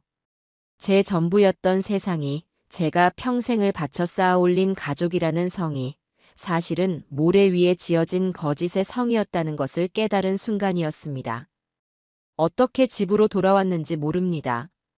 현관문을 열고 들어서자 며느리 지연이가 거실을 청소하다가 저를 보고는 활짝 웃으며 다가왔습니다. 예전 같았으면 그 살가운 미소에 저도 따라 웃어주었을 테지만 이제 그 미소는 제게 뱀의 미소처럼 교활하고 역겹게만 보였지요. 아버님, 이제 오세요? 시장에라도 다녀오셨어요? 저는 아무 대답 없이 며느리를 스쳐 지나갔습니다. 제 싸늘한 태도에 며느리의 얼굴에 잠깐 당혹스러운 빛이 스쳤지만 이내 또 상심이 깊으셔서 저러시나 보다 하고 넘기는 눈치였습니다. 저는 제 방으로 들어가 문을 잠갔습니다. 방 안의 공기가 저를 짓누르는 것만 같았어요. 저는 벽에 걸린 가족 사진을 보았습니다. 몇 년 전 제 칠순 잔치 때 찍은 사진이었지요. 사진 속에서 저는 아내와 함께 가운데에 앉아 있었고 아들 내외는 저희 뒤에 서서 환하게 웃고 있었습니다. 세상에서 가장 행복한 가족의 모습. 하지만 이제 보니 저 사진은 한 장의 완벽한 위선 덩어리일 뿐이었습니다. 저 미소 뒤에, 저 다정한 모습 뒤에 나를 향한 이토록 끔찍한 배신과 음모가 숨어 있었다니. 저는 사진을 벽에서 떼어내 액자를 바닥에 내동댕이 쳤습니다. 와장창 하고 유리가 깨지는 소리가 요란하게 울렸지만 제 심장이 부서지는 소리에 비하면 아무것도 아니었지요. 저는 깨진 유리 조각들을 보며 결심했습니다. 아들 또한 용서의 대상이 될 수 없다고. 아니, 아들이기에 더욱 용서할 수 없다고. 제 손으로 직접 확인해야만 했습니다. 제 아들이 정말 돌이킬 수 없는 선을 넘어버린 것인지, 일말의 죄책감이나 인간으로서의 도리마저 저버린 것인지, 저는 놈의 입에서 직접 그 사실을 확인하고 싶었습니다. 그러기 위해서는 또 한 번의 연기가 필요했지요. 그날 저녁, 저는 작정하고 술을 마셨습니다. 아내가 죽고 나서 매일같이 마시던 술이었지만 이날은 달랐습니다. 슬픔 때문이 아니라 오직 연기를 위한 술이었지요. 거실에서 아들 내외와 함께 저녁을 먹는 둥 마는 둥 하다가 저는 일부러 소주병을 들고 와 홀로 잔을 채우기 시작했습니다. 아버님, 그만 드세요. 몸 상하세요. 며느리가 걱정스러운 말투로 저를 말렸지만 저는 뿌리쳤습니다. 내버려둬라. 술이라도 마시지 않으면 내가 미쳐버릴 것 같으니. 저는 몇 잔을 연거푸 들이켜고는 일부러 혀가 꼬인 목소리로 아들의 이름을 불렀습니다. 용규야. 내 아들아. 내 아버지. 왜 그러세요? 네 엄마가 너무 보고 싶구나. 내가 네 엄마한테 참 못해준 것만 같아서 마음이 너무 아프다, 아들아. 저는 눈가를 손등으로 훔치는 신용을 했습니다. 제 처절한 연기에 아들 내외의 얼굴에는 안쓰러운 표정이 가득했지요. 저는 바로 그때가 기회라고 생각했습니다. 저는 품 안에 숨겨두었던 사진 한 장을 꺼내 테이블 위에 올려놓았습니다. 낮에 심부름센터 직원을 통해 받은 아내였던 그 여자와 슈퍼 사장이 다정하게 팔짱을 끼고 가게 안으로 들어가는 CCTV 캡처 사진이었습니다. 내가 네 엄마 유품을 정리하다가 이걸 발견했다. 사진을 본 아들과 며느리의 얼굴이 순간적으로 굳어지는 것을 저는 놓치지 않았습니다. 두 사람의 눈빛이 아주 잠깐 스파크가 튀듯 서로를 향했다가 제게로 돌아왔습니다. 아들 용규가 마른 침을 삼키며 물었어요. 아버지, 이게 뭐예요? 내가 그걸 어떻게 알겠니? 그냥 네 엄마가 쓰던 오래된 수첩 사이에 끼워져 있더구나. 나는 그냥 네 엄마가 좋은 친구랑 찍은 사진이겠거니 그렇게 믿고 싶다. 하지만 사람이 죽고 나니 별의별 생각이 다 드는구나. 혹시라도 네 엄마가 나 몰래 힘든 일이 있었던 건 아닌지. 그래서 저 남자한테 의지를 했던 건 아닌지. 내가 남편으로서 너무 무심했던 건 아닌지. 저는 일부러 말을 흐리며 괴로운 듯 머리를 감싸 쥐었습니다. 제 연기는 완벽했습니다. 저는 아들에게 선택의 기회를 준 것입니다. 이 사진을 보고 제게 진실의 편린이라도 털어놓을 것인지, 아니면 저를 끝까지 속이고 제 어미의 추악한 비밀을 감싸 안을 것인지. 아들의 대답에 그의 운명이 결정될 것이었습니다. 아들은 한참 동안 말이 없었습니다. 사진과 제 얼굴을 번갈아 보며 그 짧은 순간 동안 머릿속으로 수만 가지 계산을 하고 있겠지요. 며느리 지연이는 옆에서 안절부절 못하며 남편의 눈치만 살피고 있었습니다. 한참의 침묵 끝에 아들이 마침내 입을 열었습니다. 그 목소리는 아주 차분하고 단호했습니다. 아버지. 어머니는 이미 돌아가셨어요. 저는 아들을 가만히 쳐다보았습니다. 이제 와서 이런 사진 한 장이 무슨 의미가 있겠어요. 설령 어머니가 잠시 힘드셔서 누군가에게 기댔다고 한들 그게 뭐 그리 큰 죄가 되겠습니까? 평생을 아버지랑 저를 위해 헌신하며 사신 분이에요. 저희는 그냥 어머니의 좋았던 모습만 기억해드리면 되는 거예요. 이런 걸로 고인이 되신 분의 명예를 더럽혀서는 안 된다고 생각합니다. 아들의 대답을 듣는 순간 제 마음속에 남아있던 마지막 희망의 불씨가 완전히 꺼져버렸습니다. 제 아들은 이미 사람이 아니었습니다. 불의를 보고 눈 감는 것을 넘어 그것을 명예라는 이름으로 포장하고 아비의 눈을 가리려 하는 파렴치한 놈이 되어 있었습니다. 어미의 불륜 사실을 덮어주는 것이 곧 자신들의 범죄를 덮는 가장 안전한 길이라고 판단한 것이겠지요. 그러니 아버지, 이 사진은 그냥 잊어버리세요. 어머니가 하늘에서 슬퍼하실 거예요. 저희가 더 잘할게요, 네. 그러니 이제 그만 힘들어하시고 기운 차리세요. 아들은 그렇게 말하며 제 어깨를 다독였습니다. 그 손길이 너무나도 역겨워 저는 온몸에 소름이 돋는 것을 느꼈습니다. 그때 옆에 있던 며느리가 기다렸다는 듯이 거들고 나섰습니다. 맞아요, 아버님. 서방님 말씀이 다 맞아요. 괜히 이런 사진 때문에 마음 쓰지 마세요. 어머니가 얼마나 아버님을 사랑하셨는데요. 이건 정말 아무것도 아니에요. 며느리는 그렇게 말하며 테이블 위에 있던 사진을 집어들어 잘게 찢어버렸습니다. 증거를 인멸하려는 그 재빠른 행동에 저는 속으로 실소를 금할 수가 없었지요. 저 두 사람은 이제 한 배를 탄 완벽한 공범이었습니다. 저는 더 이상 아무 말도 하지 않았습니다. 대신 고개를 떨구고 흐느끼는 연기를 계속했지요. 그래, 니들 말이 맞겠지. 내가 늙어서 헛생각을 했나 보다. 맞고 말고. 네 엄마가 그럴 리가 없지. 제 연기에 아들 내외는 안심하는 눈치였습니다. 두 사람은 저를 부축해 방으로 데려다 주었습니다. 침대에 저를 눕히며 며느리가 다정한 목소리로 말했습니다. 아버님, 오늘은 푹 주무세요. 저희가 있으니 아무 걱정 마시고요. 방문이 닫히고 두 사람의 발소리가 멀어졌습니다. 저는 천천히 상체를 일으켰습니다. 어둠 속에서 제 눈은 이글이글 불타고 있었지요. 아들에 대한 마지막 미련과 슬픔은 이제 흔적도 없이 사라졌습니다. 제 마음속에는 오직 한 가지 감정만이 남아 있었습니다. 그것은 바로 차갑고도 무거운 경멸이었습니다. 그래, 용규야. 네가 선택한 길이니 후회하지 마라. 이 아비는 오늘 너를 내 가슴 속에서 완전히 지웠다. 너는 더 이상 내 아들이 아니다. 그저 내 아내였던 그 여자와 함께 심판받아야 할 또 하나의 적일 뿐이다. 저는 침대에서 일어나 며느리가 찢어버린 사진 조각들을 휴지통에서 찾아냈습니다. 비록 갈깔이 찢겼지만 다시 맞추면 증거로서의 효력은 충분할 것이었습니다. 저는 그 사진 조각들을 소중하게 품에 안았습니다. 이것은 단순한 사진이 아니었습니다. 제 아들이 스스로 인간이기를 포기했다는 증거이자 제가 그에게 자비를 베풀 필요가 없다는 허가증과도 같은 것이었습니다. 그날 이후 제 마음속에서는 아들이라는 존재가 완전히 지워졌습니다. 제게 남은 것은 오직 네 마리의 짐승들을 사냥해야 한다는 사냥꾼의 냉정한 목표 의식뿐이었습니다.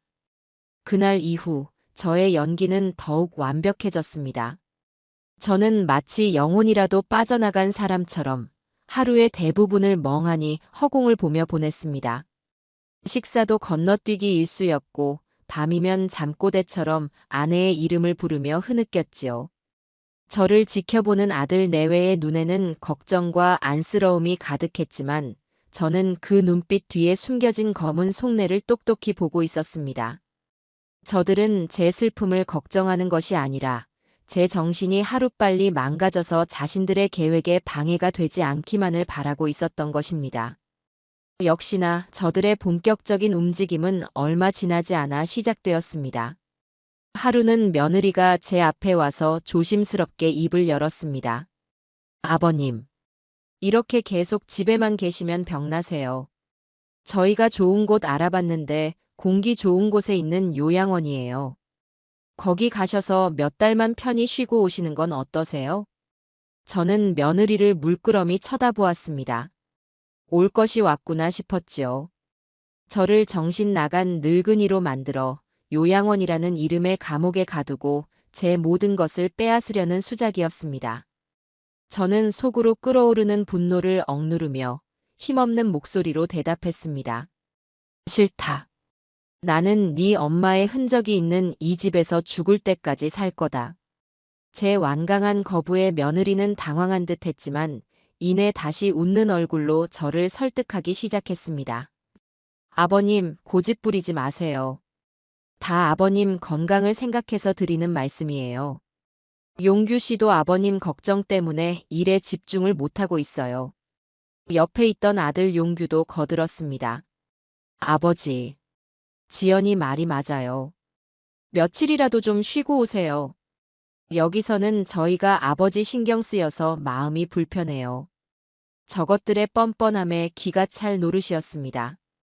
저를 걱정하는 것이 아니라 제가 눈앞에 있는 것이 불편하고 거추장스럽다는 말을 저렇게 돌려서 하고 있는 것이지요. 저는 더 이상 대꾸하지 않고 고개를 돌려버렸습니다. 제 연기는 아직 끝나지 않았으니까요. 저들의 제안을 단번에 거절하면 저들이 다른 방법을 생각할지도 모릅니다. 저는 저들이 스스로 함정을 파고 들어오도록 만들어야 했습니다. 며칠 후 며느리는 요양원 안내 책자를 한 아름 들고 와 제 앞에 펼쳐놓았습니다. 보란듯이 최고급 시설을 자랑하는 곳들이었지요. 저는 거들떠보지도 않았습니다. 제 완고한 태도에 저들의 계획이 막히자 그들은 초조해하는 기색이 역력했습니다. 저는 이따금씩 아들 용규가 베란다에 나가 누군가와 심각한 표정으로 통화하는 것을 보았습니다. 분명 제 어미였던 그 여자와 작전을 짜고 있는 것이겠지요. 제가 일부러 인기척을 내며 다가가면 아들은 화들짝 놀라며 전화를 끊고는 했습니다. 저는 저들에게 미끼를 던져야겠다고 생각했습니다. 어느 날 저녁, 저는 아들 내외를 제 방으로 불렀습니다. 두 사람은 긴장한 표정으로 제 앞에 앉았지요. 저는 일부러 마른 기침을 몇 번 하고는 쇠약한 목소리로 입을 열었습니다. 내가 며칠 동안 곰곰이 생각을 해봤다. 니들 말이 맞는 것 같구나. 내가 이렇게 계속 버티는 것이 너희들에게 짐만 되는 것 같다. 나도 이제 다 지쳤다. 모든 걸 내려놓고 싶구나. 제 말에 아들 내외의 얼굴에 순간적으로 화색이 도는 것을 저는 똑똑히 보았습니다. 며느리가 짐짓 슬픈 표정을 지으며 제 손을 잡았습니다. 아버님, 그런 말씀 마세요. 저희가 짐이라니요. 아니다. 사실이다. 네 엄마가 남겨준 재산도 있고 내가 평생 모은 돈도 있는데 이제는 그걸 관리할 기운도 정신도 없구나. 네 엄마가 살아있을 때 모든 걸 용규 앞으로 해줬어야 했는데 내가 미련했다. 저는 깊은 한숨을 내쉬었습니다. 그러자 옆에서 듣고 있던 아들 용규가 기다렸다는 듯이 말했습니다. 아버지, 재산 같은 건 저희는 괜찮아요. 아버지만 건강하시면 돼요. 참으로 가증스러운 위선이었습니다. 저는 속으로 코웃음을 치며 마지막 결정타를 날렸습니다. 아니다. 내가 결정했다. 내 모든 재산을 너희들에게 넘겨주마. 그리고 나는 조용한 곳으로 가서 네 엄마를 따라갈 준비나 해야겠다. 그 말을 끝으로 저는 괴로운 듯 눈을 감았습니다. 잠시 동안 방 안에는 무거운 침묵이 흘렀습니다. 아들 내외는 저들의 귀를 의심하고 있겠지요. 자신들의 계획이 이렇게 쉽게 성공하리라고는 상상도 못했을 겁니다. 잠시 후 며느리가 조심스럽게 입을 열었습니다. 아버님 정말 괜찮으시겠어요? 괜찮고 말고. 이제는 정말 다 부질없다. 그러니 너희들이 알아서 나를 위해 일 잘 처리해다오. 변호사도 부르고 필요한 서류도 다 준비하거라. 나는 그저 도장만 찍어주면 되는 게 아니냐? 제 말이 끝나자마지자 아들 내외는 더 이상 기쁨을 숨기지 못했습니다. 두 사람은 거의 울먹이며 제게 고맙다고 평생 잘 모시겠다고 말했습니다. 저는 그들의 위선적인 연극을 지켜보았습니다. 덫은 놓였습니다. 이제 저 탐욕스러운 짐승들이 스스로 덫 안으로 걸어 들어오기만 기다리면 되는 것이었습니다.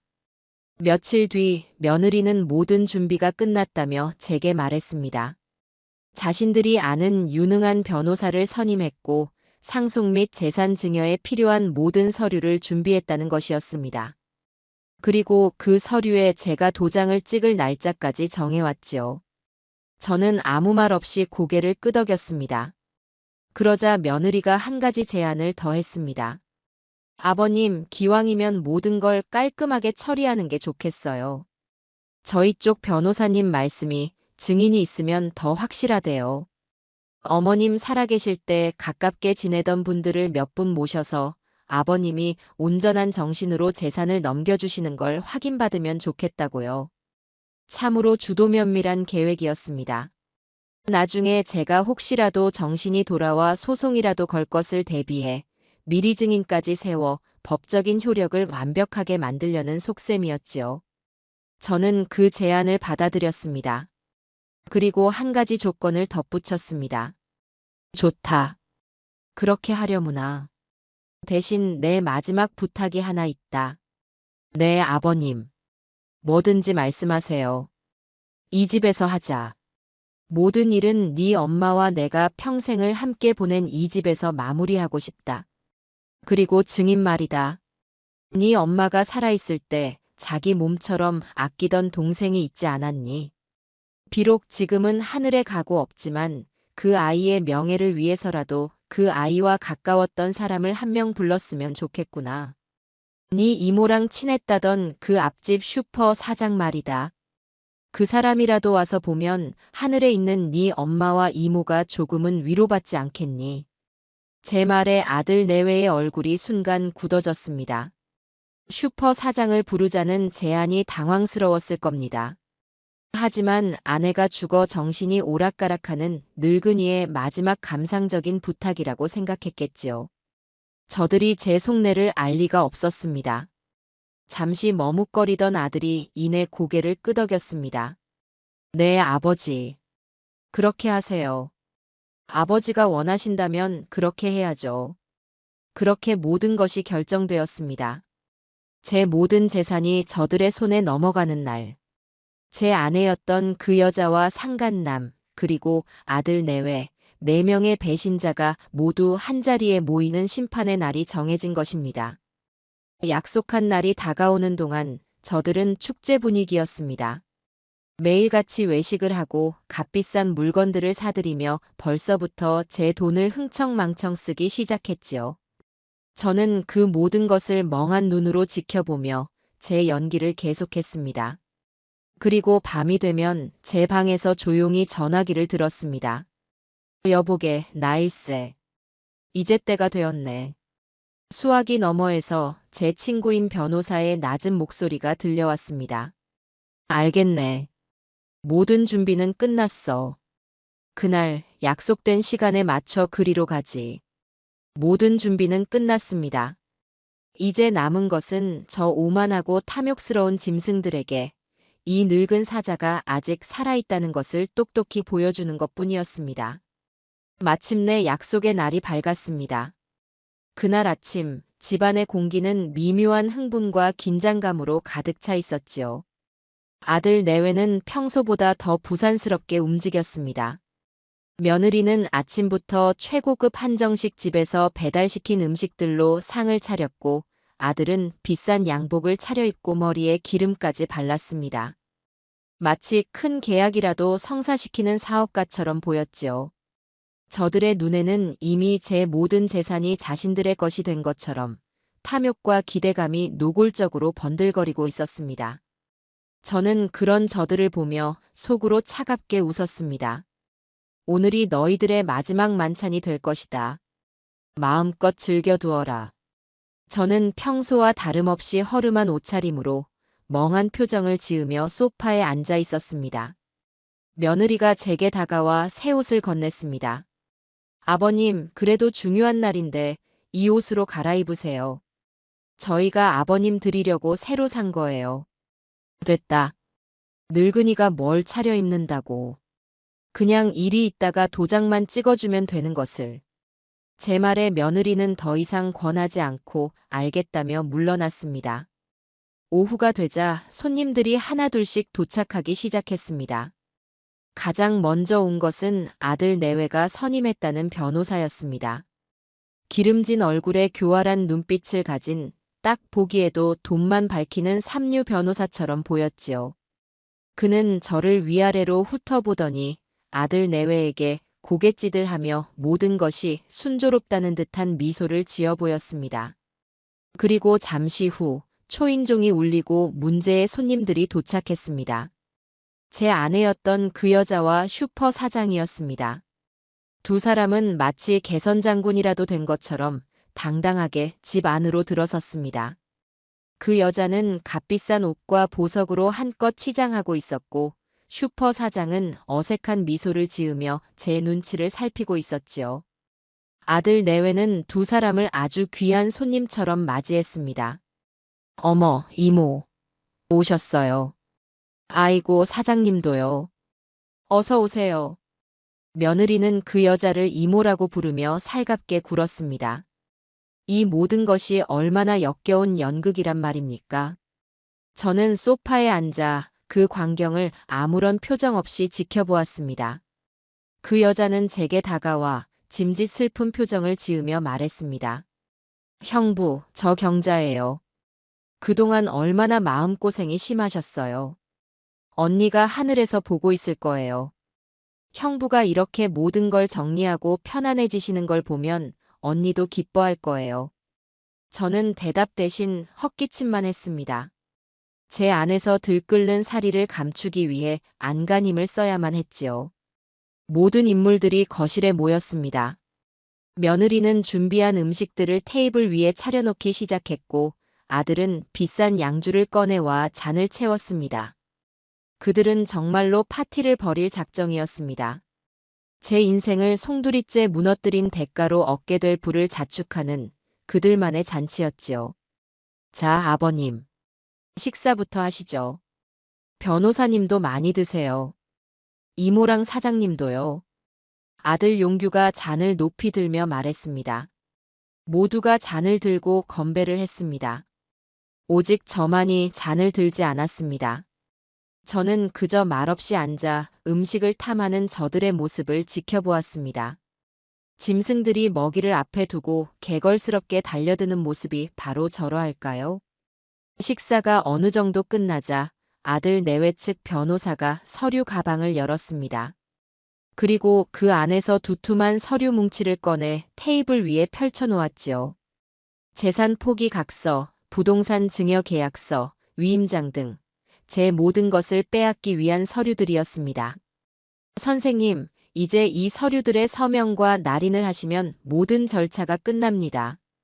이 서류의 법적 효력은 여기 계신 증인분들이 보증하실 겁니다. 변호사는 제게 부펜과 인주를 건넸습니다. 아들 내외와 아내였던 여자 그리고 상간남의 시선이 모두 제 손에 꽂혔습니다.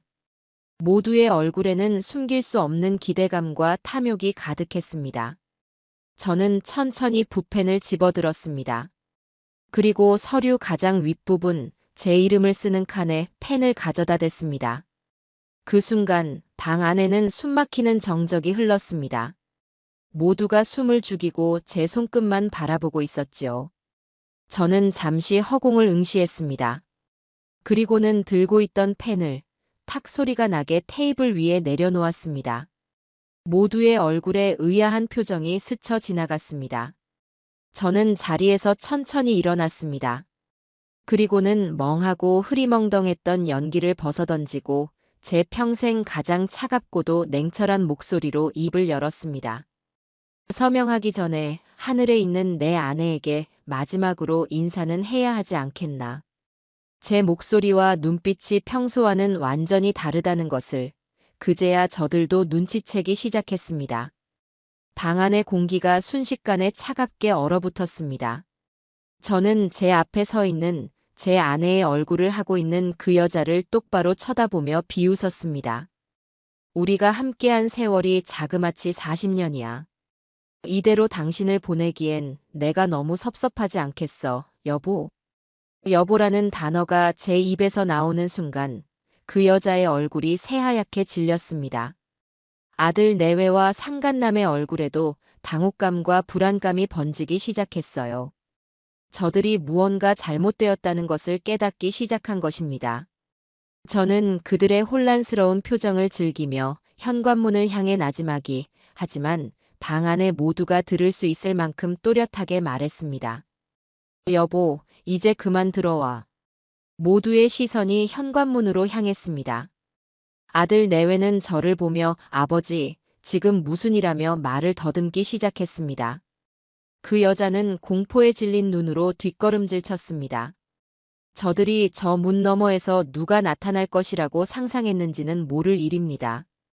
혹시라도 진짜 죽은 경자의 유령이라도 나타날 것이라고 생각했을까요? 철컥. 현관문이 열렸습니다.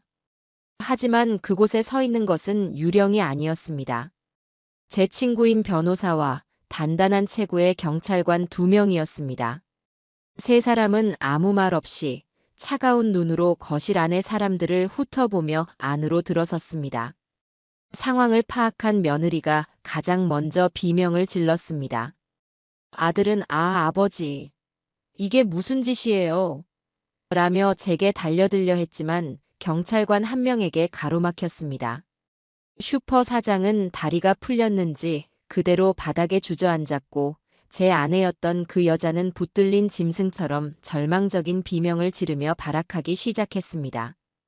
그 아수라장 속에서 제 친구인 변호사가 조용히 앞으로 나섰습니다. 그는 서류 뭉치를 꺼내 들고 얼음처럼 차가운 목소리로 말했습니다.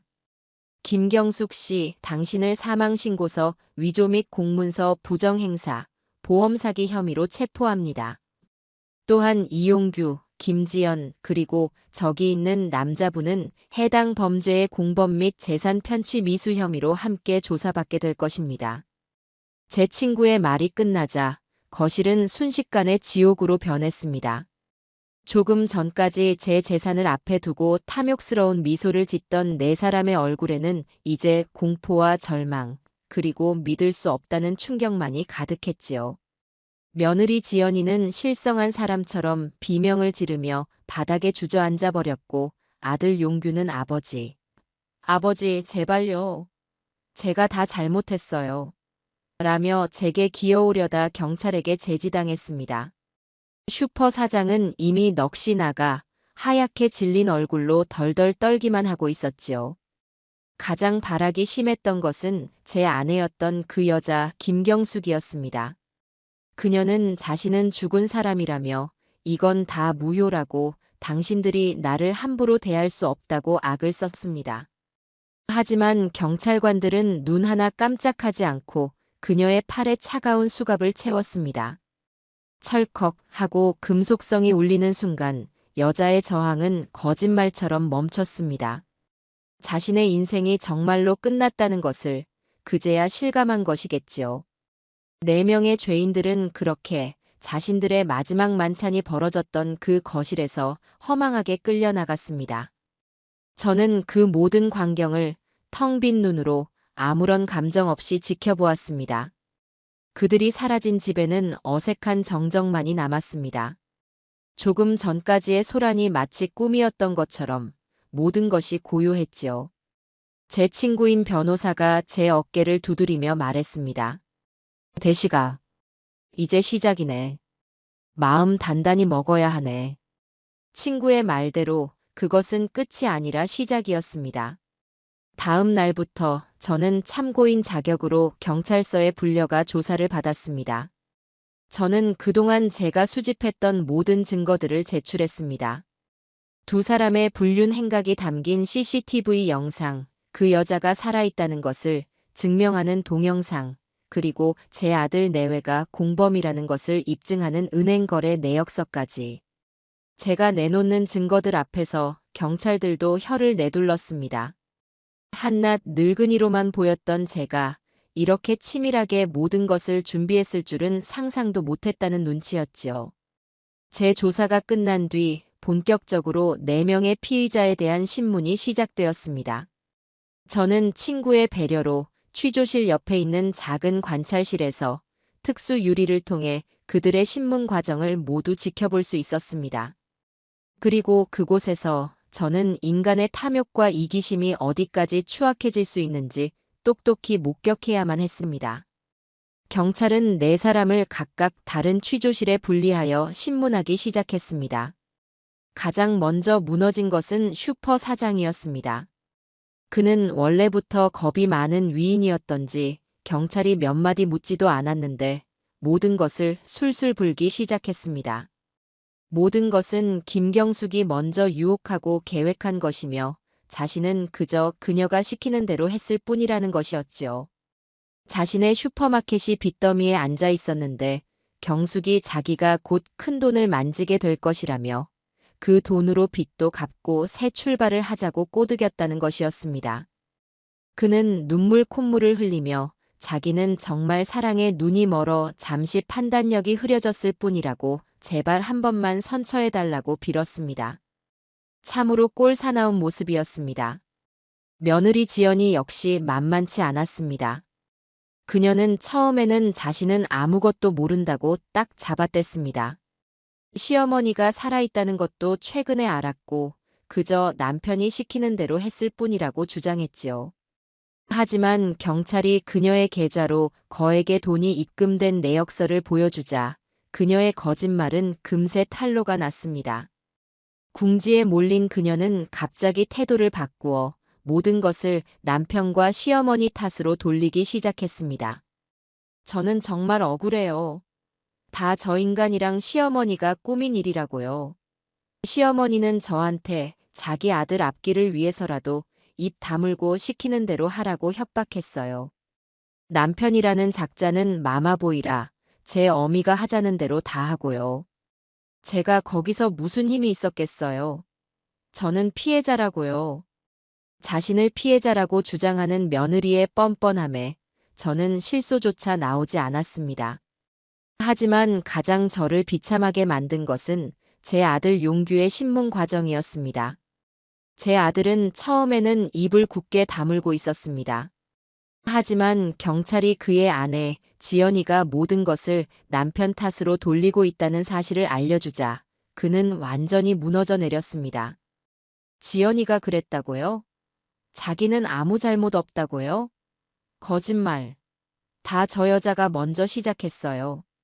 어머니가 살아있다는 걸 알고 나서 이걸 기회로 삼아 아버지 재산을 다 가로채자고 저를 꼬드긴 건 바로 지연이에요.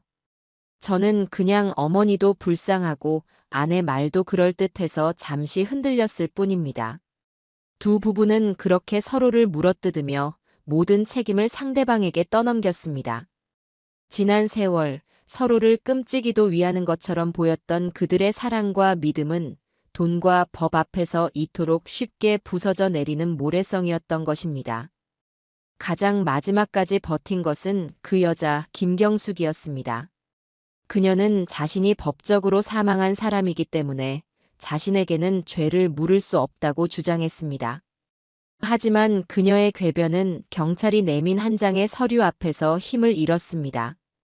그것은 바로 김경숙의 이름으로 발급된 신용카드 사용 내역서였습니다. 친구인 변호사가 제보를 받아 찾아낸 결정적인 증거였지요. 그 여자는 자신의 명의가 이미 사망신고 처리된 것을 알면서도 상간남의 눈을 피해 몰래 자신의 카드를 사용해왔던 것입니다. 명백한 사기 행각의 증거 앞에서 여자는 더 이상 아무 말도 하지 못했습니다. 4사람의 추악한 이전 투구는 계속되었습니다. 그들은 서로가 주범이라고 소리쳤고 서로의 숨겨진 치부까지 들춰내며 진흙탕 싸움을 벌였습니다. 저는 그 모든 과정을 무표정한 얼굴로 지켜보았습니다. 저들이 서로를 물어뜯고 파멸해가는 모습이야말로 제 복수의 일부였으니까요. 그리고 며칠 후 제 복수를 완성시킬 마지막 증거물이 발견되었습니다.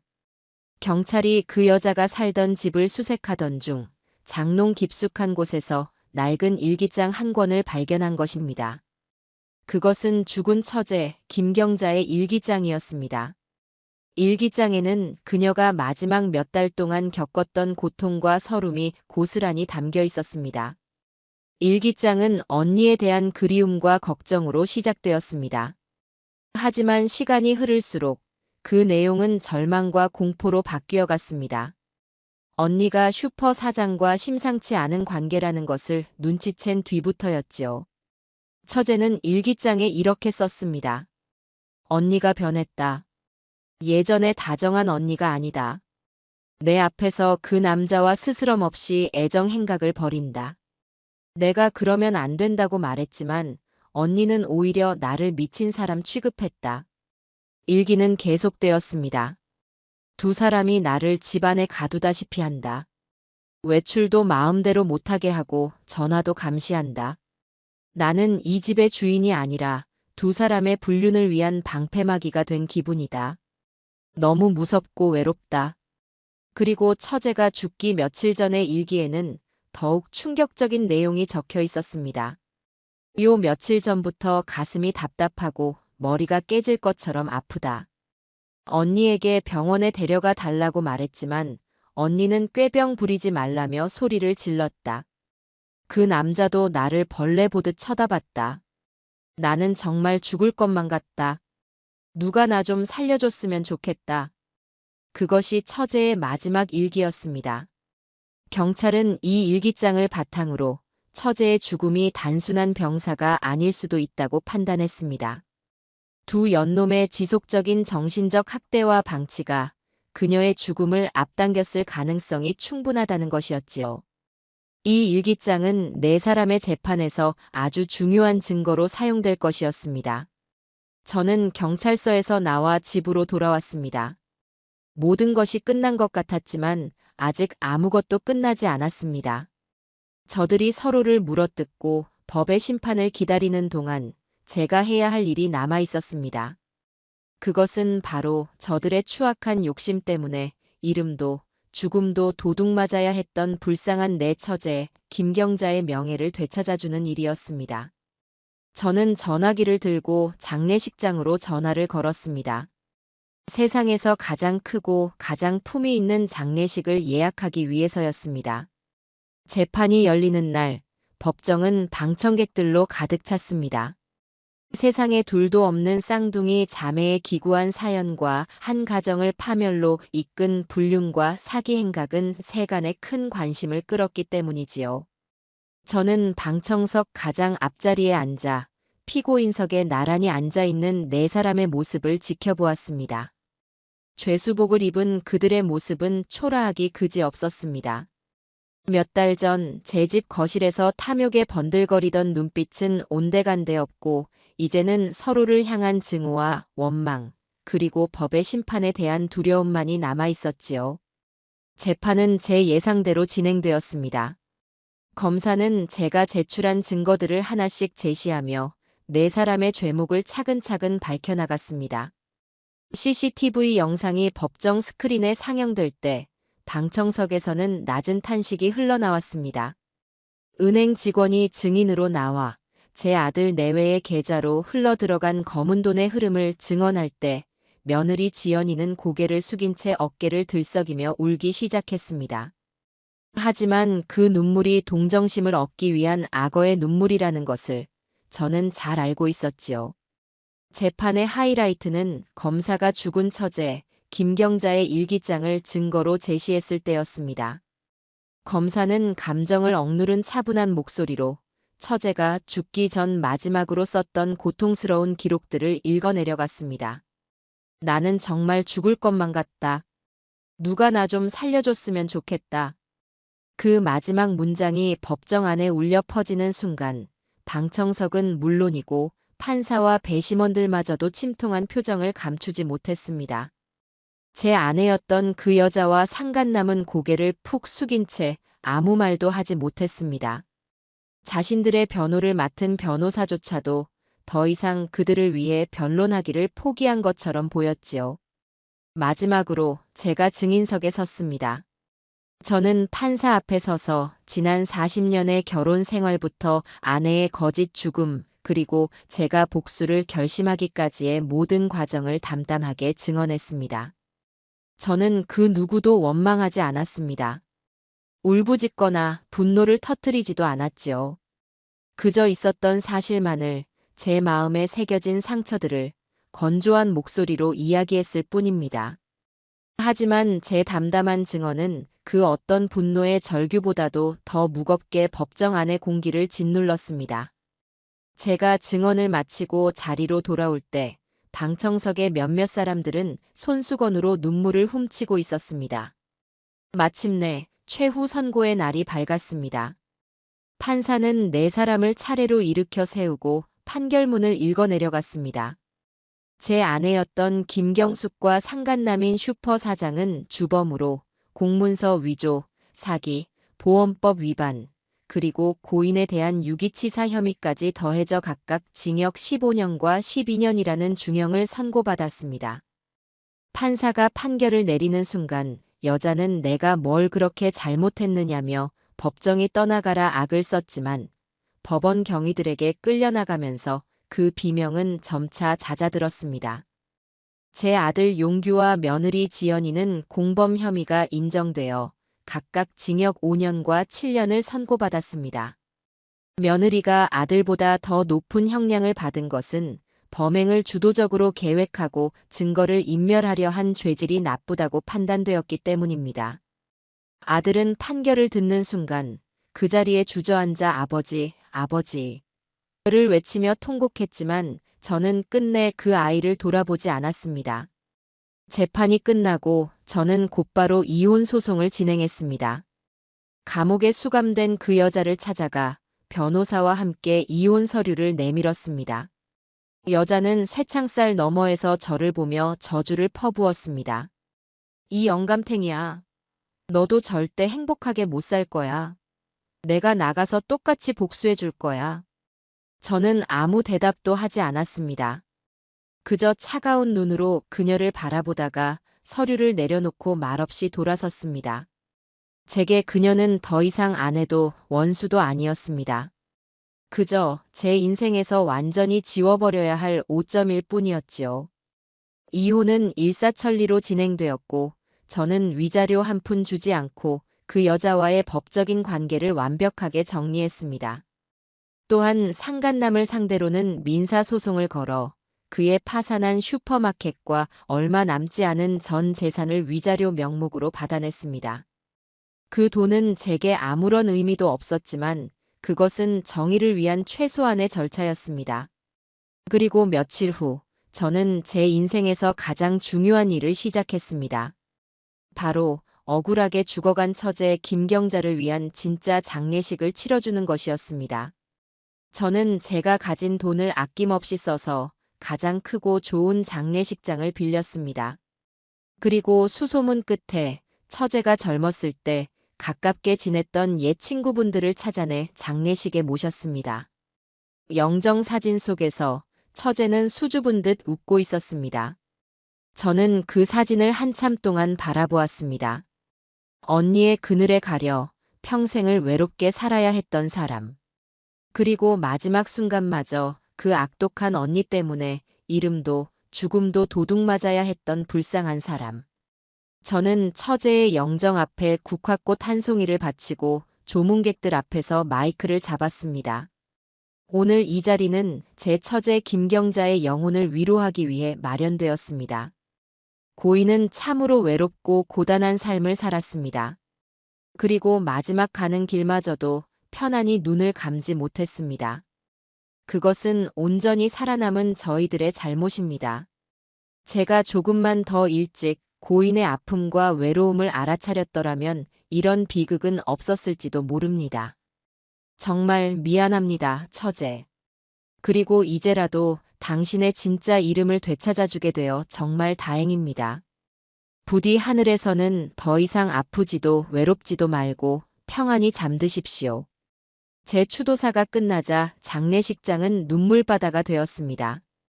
처제의 옛 친구분들은 서로를 부둥켜 안고 오열하며 착하고 여렸던 친구의 마지막 길을 배웅해 주었습니다. 발인이 끝나고 저는 처제의 유골을 제 아내였던 여자의 유골이 있던 봉안당에서 꺼내 햇볕이 잘 드는 양지 바른 곳에 새로 안치해 주었습니다. 이제야 모든 것이 제자리로 돌아온 것 같았습니다. 저는 새로 마련된 처제의 작은 묘비 앞에 한참을 서 있었습니다. 비석에는 김경자, 이곳에 잠들다라는 짧은 문구와 그녀가 살다 간 날짜가 새겨져 있었습니다. 길고 길었던 복수는 끝났습니다. 악인들은 죗값을 치르게 되었고 억울한 희생자는 명예를 되찾았습니다. 하지만 제 마음은 어쩐지 시원하기보다는 텅 비어 있는 것만 같았습니다. 폭풍이 지나간 자리에 남은 것은 고요한 폐허뿐이었습니다. 모든 법적인 절차가 끝나고 시간은 다시 무심하게 흐르기 시작했습니다. 계절이 2번 정도 바뀌었을까요?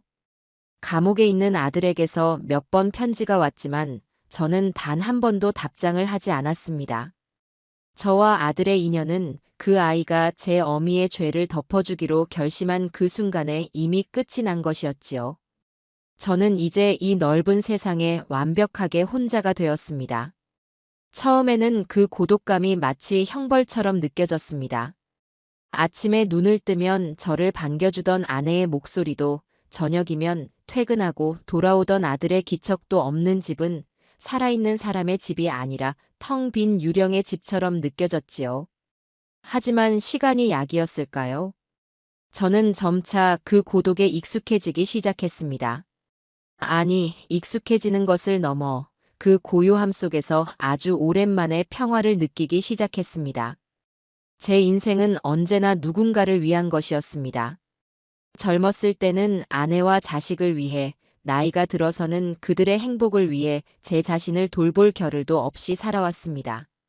하지만 이제 저는 오롯이 저 자신만을 위한 시간을 가질 수 있게 된 것입니다. 어느 주말, 저는 큰 결심을 하고 집 안대 청소를 시작했습니다. 그것은 단순한 청소가 아니라 지난 40년간 저를 옭아매고 있던 거짓의 흔적들을 지워내는 의식과도 같은 것이었습니다. 저는 가장 먼저 안방 장롱을 열고 그 여자가 남기고 간 옷가지들을 모두 꺼내버렸습니다. 화려한 옷들, 값비싼 가방들, 제가 선물했던 목도리까지. 그 모든 것을 검은 비닐봉지에 담아버리면서 저는 그 여자와 관련된 기억들도 함께 버렸습니다. 화장대 위에 있던 화장품들, 욕실에 있던 칫솔, 심지어 거실에 걸려있던 우리의 결혼사진까지. 저는 그 여자의 흔적이 남아있는 모든 것을 제 집에서 그리고 제 인생에서 깨끗하게 지워냈습니다. 마지막으로 남은 것은 제 칠순 잔치 때 찍었던 큼지막한 가족 사진이었습니다. 사진 속에서 4명의 배신자들은 저를 둘러싸고 세상에서 가장 행복한 미소를 짓고 있었지요. 저는 그 사진을 한참 동안 바라보다가 망설임 없이 바닥에 내동댕이 쳤습니다. 와장창 소리를 내며 액자가 산산조각 났습니다. 저는 깨진 유리 조각과 함께 찢어진 사진을 쓰레기 봉투에 쓸어 담았습니다. 이제 정말 끝이었습니다. 모든 것을 정리하고 나니 집이 낯설게 느껴질 정도로 휑해졌습니다. 하지만 그 텅 빈 공간이 제게는 오히려 편안하게 느껴졌습니다. 불필요한 것들이 사라지고 오직 본질만이 남은 듯한 기분이었지요. 그날 저녁, 저는 텅 빈 부엌을 둘러보다가 문득 요리를 하고 싶다는 생각이 들었습니다. 지난 수십 년간 부엌은 언제나 아내의 공간이었습니다. 저는 그저 아내가 차려주는 밥을 먹기만 했을 뿐, 제 손으로 무언가를 만들어 본 기억이 거의 없었지요. 저는 무엇을 만들어 볼까 고민하다가 부엌 한 구석에 있는 낡은 찬장을 열었습니다. 그곳은 아내가 잘 쓰지 않는 오래된 그릇들을 넣어두던 곳이었습니다. 찬장 안쪽 깊숙한 곳을 정리하다가 제 손에 작은 나무 상자 하나가 잡혔습니다. 먼지가 뽀얗게 쌓인 상자였지요. 이게 뭘까 하고 뚜껑을 열어본 순간 저는 숨을 멈췄습니다. 상자 안에는 아주 오래되어 누렇게 변색된 낡은 공책 한 권이 들어 있었습니다. 그리고 그 공책 표지에는 제게 너무나도 익숙한 필체의 글씨가 적혀 있었지요. 그것은 수십 년 전 돌아가신 제 어머니의 필체였습니다. 떨리는 손으로 공책을 펼쳤습니다. 그것은 어머니께서 살아생전에 직접 기록해 두신 요리 비법 노트였습니다. 삐뚤빼뚤한 글씨로 어머니가 즐겨 만드시던 음식들의 조리법이 빼곡하게 적혀 있었지요. 김치를 담그는 법, 나물을 무치는 법, 그리고 된장찌개를 끓이는 법까지. 저는 홀린 듯이 된장찌개 조리법이 적힌 페이지를 들여다보았습니다. 아내였던 그 여자가 끓이던 방식과는 조금 달랐습니다. 더 투박하고 더 단순한 방식이었지요.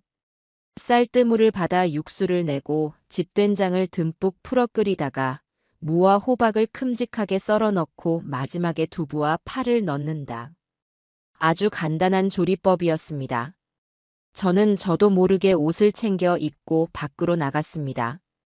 집 앞 시장으로 가 어머니의 공책에 적힌 대로 재료들을 샀습니다. 집된장은 없었지만 최대한 비슷한 맛이 날 것 같은 시판 된장을 골랐습니다. 집으로 돌아와 서툰 솜씨로 요리를 시작했습니다. 쌀을 씻어 쌀뜨물을 받아내고 냄비에 된장을 풀었습니다. 무와 호박을 썰고 두부와 파를 다듬었습니다. 모든 것이 낯설고 어색했지만 이상하게도 마음은 편안했습니다. 보글보글 냄비에서 된장찌개가 끓어오르기 시작했습니다.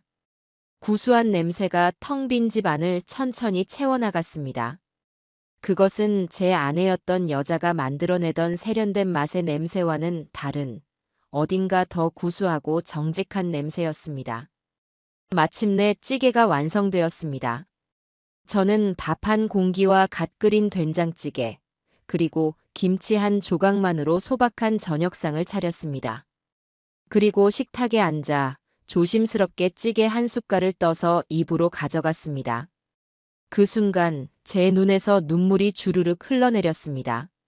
맛있었습니다. 정말로 맛있었습니다. 제가 평생을 그리워했던 바로 그 맛이었습니다. 제가 그토록 먹고 싶었던 것은 아내였던 그 여자의 거짓된 손맛이 아니라 바로 이 맛. 제 어린 시절 고단한 하루를 마치고 돌아온 저를 위해 어머니께서 차려주시던 세상에서 가장 따뜻하고 정직했던 바로 그 맛이었던 것입니다. 저는 그제야 깨달았습니다. 제가 그토록 찾아 헤맸던 것은 사라진 아내의 맛이 아니라 제가 잊고 살았던 제 자신의 뿌리였다는 것을요. 저는 밥 한 그릇을 그 된장찌개와 함께 뚝딱 비워냈습니다. 눈물과 함께 밥을 먹었지만 조금도 슬프지 않았습니다.